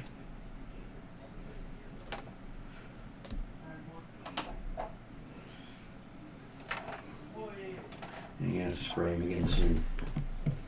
Okay, so Zarthrop, you are now up. Apparently, Parry's now out of the water. Did you pay enough attention that you saw Willie jump in? I did. So he's saying the fact that drag him away from the edge. As soon as Willie comes out, I'm going to charge it or hit it. And if he thinks he can do it safely, he's going to try and keep charging the machine up. Like keep powering it up more, so it could be a bigger discharge when it comes out. You know it doesn't charge anymore without actually starting up properly. If you charge it again, you actually start kicking it into actual active. Yeah, okay. Well, he's happy to start powering the machine up gently. Yes. Well, it's actually a kickstart. That's what the charge is for, is to actually kick the thing into motion. What do I think it's going to do if the machine actually really gets started? Oh, just turn the lights on brighter, or it's going to use the liquid as a heat vent. No. Okay, I will hold off going any further at this stage then. Just maybe instead of releasing the charge into the water, I might just turn on and therefore boil the squid instead. Actually, really make calamari. Well, you believe it would probably make this room unbearably hot outside of the liquid once it's on. No idea how hot the liquid will actually be.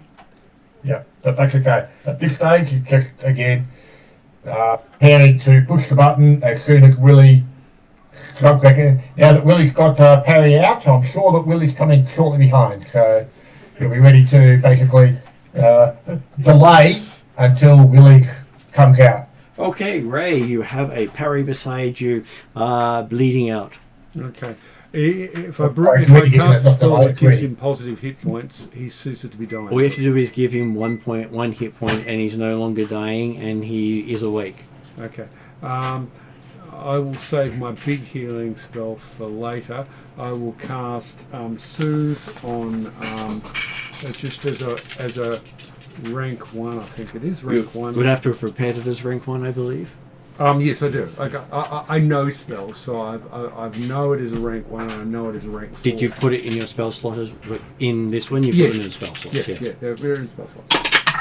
That's what Pathfinder makes more damage. difficult. 14 points of healing. So 14 points. Parry is on 14 hit points. And parry also gets +2 to,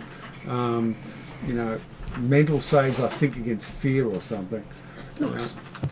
And I got one other action, which I can't think of anything much useful. I could actually do another anthem. So I've got one running. I will do Courageous Anthem, which gives everyone a +1 to attack rolls and damage rolls and saves against fear effects. Give me a performance check to see if you can actually make it reach Willie. Okay. Willie, I hope you're listening. I hope 30. you're listening. 30, yes, it does reach Willie. We will. Okay, so with that, it is Willie's turn, and you regain 8 hit points. Ah, yes. Oh, sorry, I have to sustain to do that. Forget the Courageous Anthem. I sustain to do that. Sorry. That's an action sustaining, isn't it? It is, yes. 42 hit And you get points. the 8 temporary hit points again. It gets resets the 8 temporary hit points. Resets to 8. Oh, Yeah. So while he's sustaining, it just keeps bringing it back, so it gives you that's awesome. extra damage reduction. Yeah, it's a special ability of. That's awesome. That's Yeah. really, really good. Wow. Okay. So you have background theme music keeping you going. Yeah. Smooth. Do I know that Parry has been ejected from the pool? Well, you felt the squid do something. You're not exactly sure. You couldn't see it. Your face was buried in it. Yeah. I'm going to assume.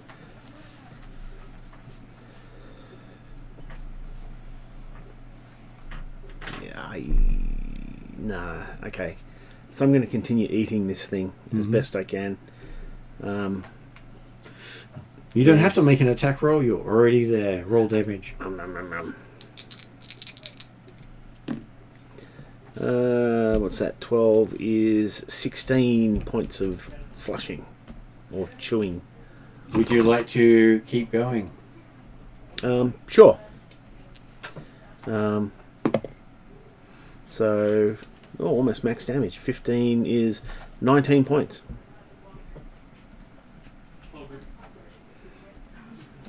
That's still alive. I'm sure it's got a couple hundred left. You can have a third round of munching if you wish.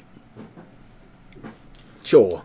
It's like when something's grabbed you and they have constrict attacks. They don't actually have to roll to hit you. They just do damage. 10 points. Another 10 points. Yep. Okay, so those of you above the water can see thrashing about. It seems whatever's happening under the water is not going well for someone. Okay. Fingers crossed.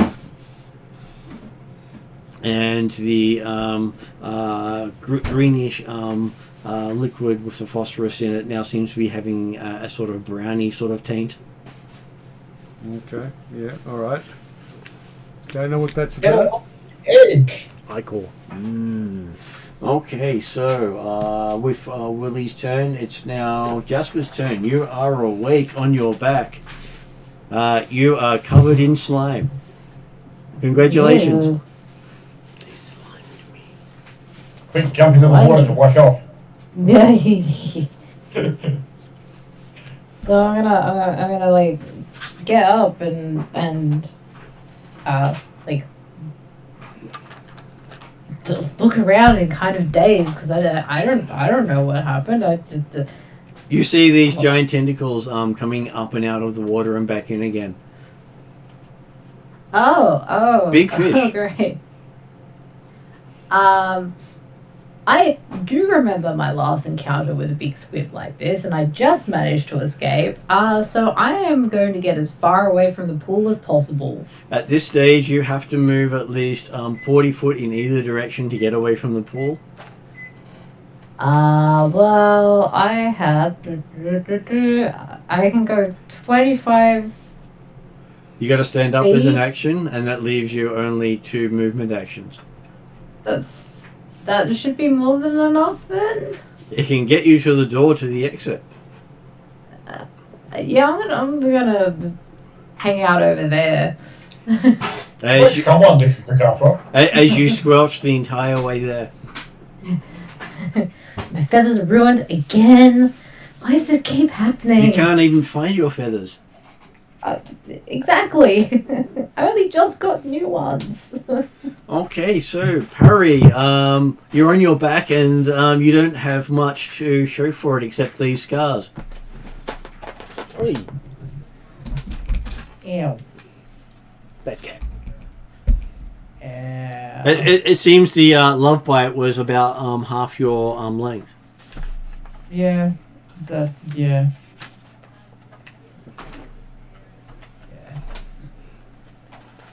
Harry's gonna stand up and battle medicine himself. Okay. So, Martin, do you know how much I got healed for before? I Yes, you got healed 54 points. 5-4. 5 or 4. Thank you. All good. And how much does Parry battle medicine himself? Which DC is he going for? His usual 20, or can he go higher? As usual 20. I can't go higher yet. I've got 30. Which means critical success. So Which I it's love about Pathfinder. 2d8 plus 10, I think it is. No, 48 plus 10. 48 plus 10. Thank you. The scaled effects rather than just pass fail.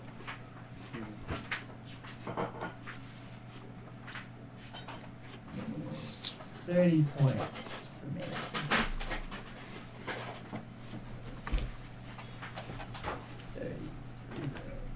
So you add 30, Josh? Looking a little bit more healthy now.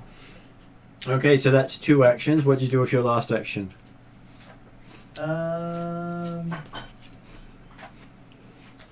Walk back over to the water to try and assist Willie. I don't know. Go in the water. No, Actually, in the water. Unless, Go for the edge. so pause for a sec. Unless someone told you, you don't know that Willie jumped in. Oh, sorry. You've seen Jasper retreat out the side door. And you can't stop yelling, stay away from the edge, I'm going to fly in the water. I think I was unconscious when you said No, it's continuing to say it. Okay, well then I'll listen to. Yeah, I'll stay away from the water then, and then I'll leave my hand.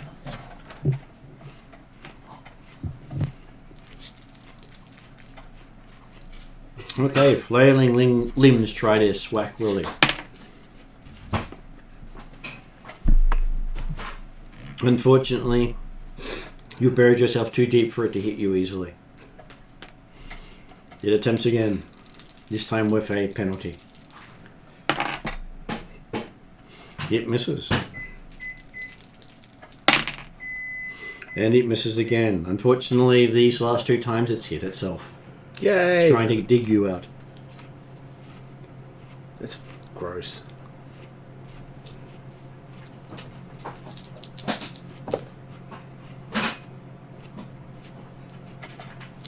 First time dealing itself 28 points of damage.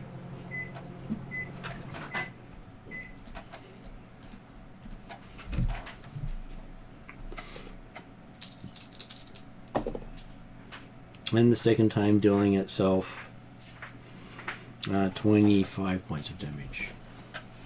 Thank you very much.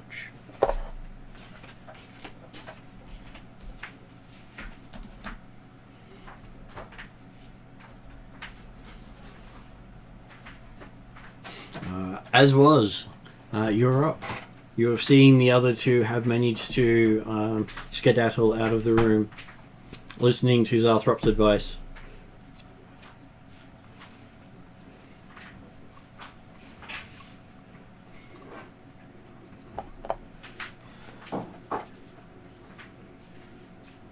Ross? You're on mute. So Parry's gone to the entrance, correct? Parry has gone through the entrance. He had enough movement to do so from where he landed. Okay. And Willie is currently being piranha. Willie is gone. You cannot see him. Okay.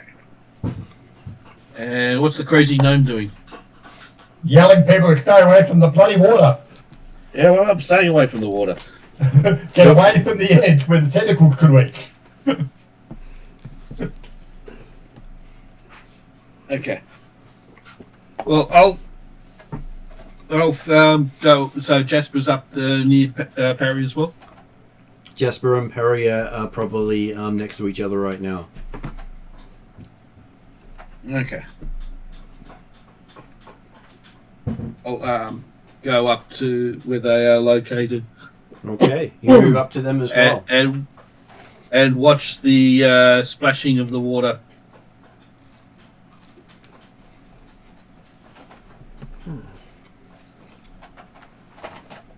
Then it is Zarthrop's go. Yep, still holding at the moment. Readying for the emergence of Willie so that he can fly the water. But otherwise, trying to make himself as small as possible if the tentacles start wavering in his direction. And that brings us to Raid. You skedaddle with the others. I don't want to abandon Willie. I actually saw Willie go in. You can maintain the spell and just move out of... I can sustain it. This is the last round of Rallying Anthem. So that's one action to sustain it. I can move for one action. I will do Courageous Anthem for a round as well. Mm-hmm. That's the one that gives +1 to attacks and damage and bonus to will saves, I think. Okay, give me another performance to see if you can make it resonate. See if I can get it all the way down to wherever Willie is. Okay. Are you doing this before you move away or after you move away? 34. Nice. Okay, so it resonates down to Willie. Willie, you're up. I keep eating. Okay. Roll your damage. 13. +1 for the Courageous Yep. Anthem. 13, and then 18.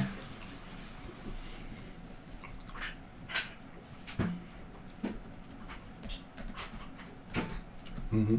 And last but not least is 16. Okay, as you're munching away, you can feel the spasms of the creature die around you, as you have a feeling you've just munched through its heart and part of its brain. And my character's not full at all, is he? Nope. Okay, I'm going to eat my way out. And you seem to have popped out the other side with a propulsion of your own. And I will swim to the surface and then basically get out of the water. Okay, so they they all see Willie shoot out with his own jet of brown stream. And as soon as I see him, I'll use my ready action to push the button and try the water. I rush over to see how he is, whether he needs healing. He has a bestial face where his entire head tips back and there's just this row of teeth that is enough to swallow you whole. And there's, yeah. All right, I wasn't expecting that. Yeah. I still sustain the him, though. 4 rounds out, if I could do it 4, so that's 28 points of 32. And he seems to have points. lost his pants. Okay, I don't take note of that. It's that's his business, not mine. What happens on adventure stays on adventure. What happens underwater with giant squid is just between you and the squid. It's got between nothing you to do and with whatever me. god you worship. But somehow we all survived. And then you basically see the room go dark for a moment as the entire pool becomes so bright, everything else is dark.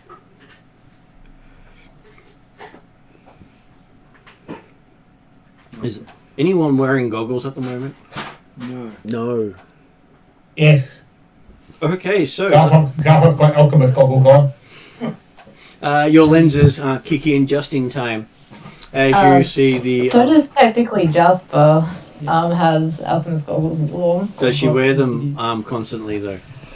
On his head, yes.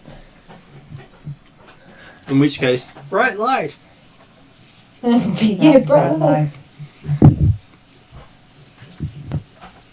As Zarthrop sees the mechanisms come to life in the center of the room and the entire pool radiate extreme power. I think Up behind the TV. Idris is up to doing what he did before. He's got many ways of sneaking into the kitchen. He's now behind the TV.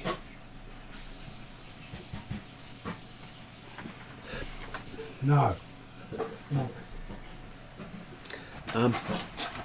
Willie's basically probably bent over. Like he stands up, Yeah. but then he bends I just over. stopped you because waiting you're to be not doing sick. the right thing. And he's going through his head going, I can't believe I just did that. I can't believe I just did that. What the heck? And he's also contemplating, what the hell is this going to cost me? Okay, as you feel yourself slowly turning back into a person. Ah, the words you pick. They're just such bad words. But rather specifically picked. Yes, yes. Because you're more like a burrowing worm than a person for quite some time there. You resembled more like a purple worm than you did an actual person. Yes. And you notice that you have what appears to be a squid tattoo on your chest. That slightly moves as you look at it. Yuck. I want to spirit land with you whenever you do this stuff. Wow is all I can say. Wow. It does mean that he can never go against the gods he's called upon. Okay, I don't know any of this. I just see amazing stuff. And so yes, you have managed to defeat a challenge level 9 creature. Yeah. For your group of being challenge level 7, that is a very hard encounter. I know, and 2 people nearly died.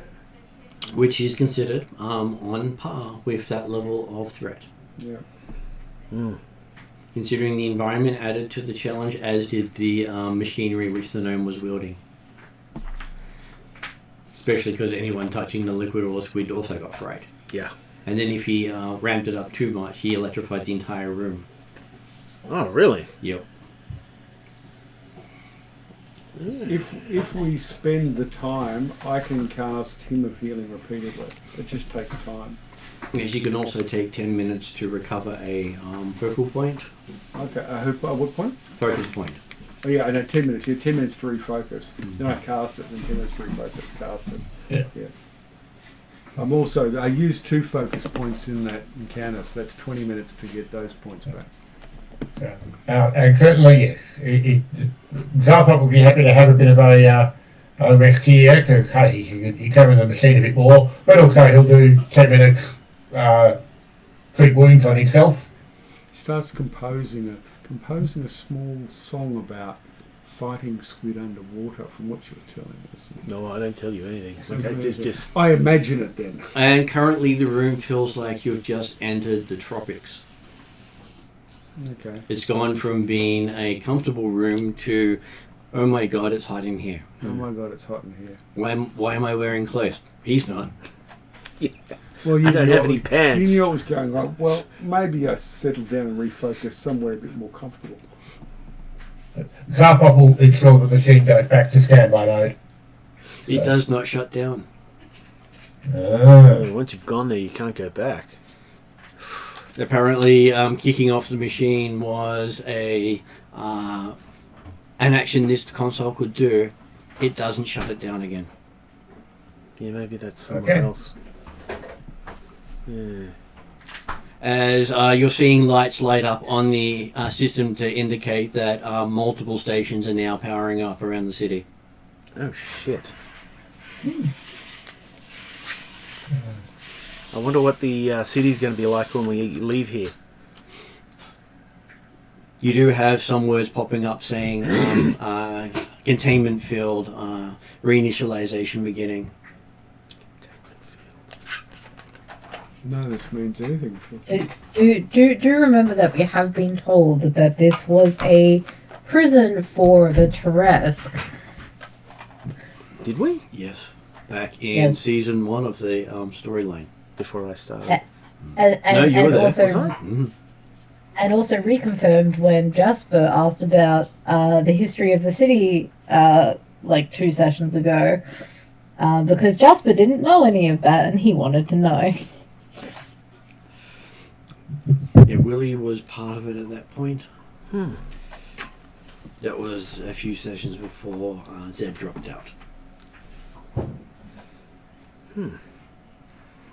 Okay, so as we are past 11 o'clock at this stage, it might be a good time for us to end and let Gary get some rest, because he's looking a bit wrecked. Yeah. Especially after chasing the cat around. Sorry. Don't No. apologize. We all have our needs, and it's better to look after our needs and keep playing than to push someone too far. Yeah. I think a couple of people got pushed too far tonight. Well, probably after 4 or 5 minutes, Willie's going to go and make sure the cat's okay, make sure Parry's okay. The cat has that look of she'll never be warm again. If we get the time, I cast Hymn of Healing on everyone until people are basically fine again. You see what happens when you go off on your own cat? It takes someone casting the ability to clean magically for the liquid to get out of the cat's fur. That is sapping heat. Ugh. I'll never be warm again. So, prestidigitation, presumably. That would work. So, while we're having that note of the cat chattering to the however he would like to do it. Well, Zarthrop's got a potion that'll clean the fur. Remove it as well? Oh! Acid probably won't do too much damage to the skin. That's exactly Please no. Well, I'm sure it can do it to the point where the hair won't grow back. Okay, so I will put it on end credits and chat to you afterwards. Thank you for the night.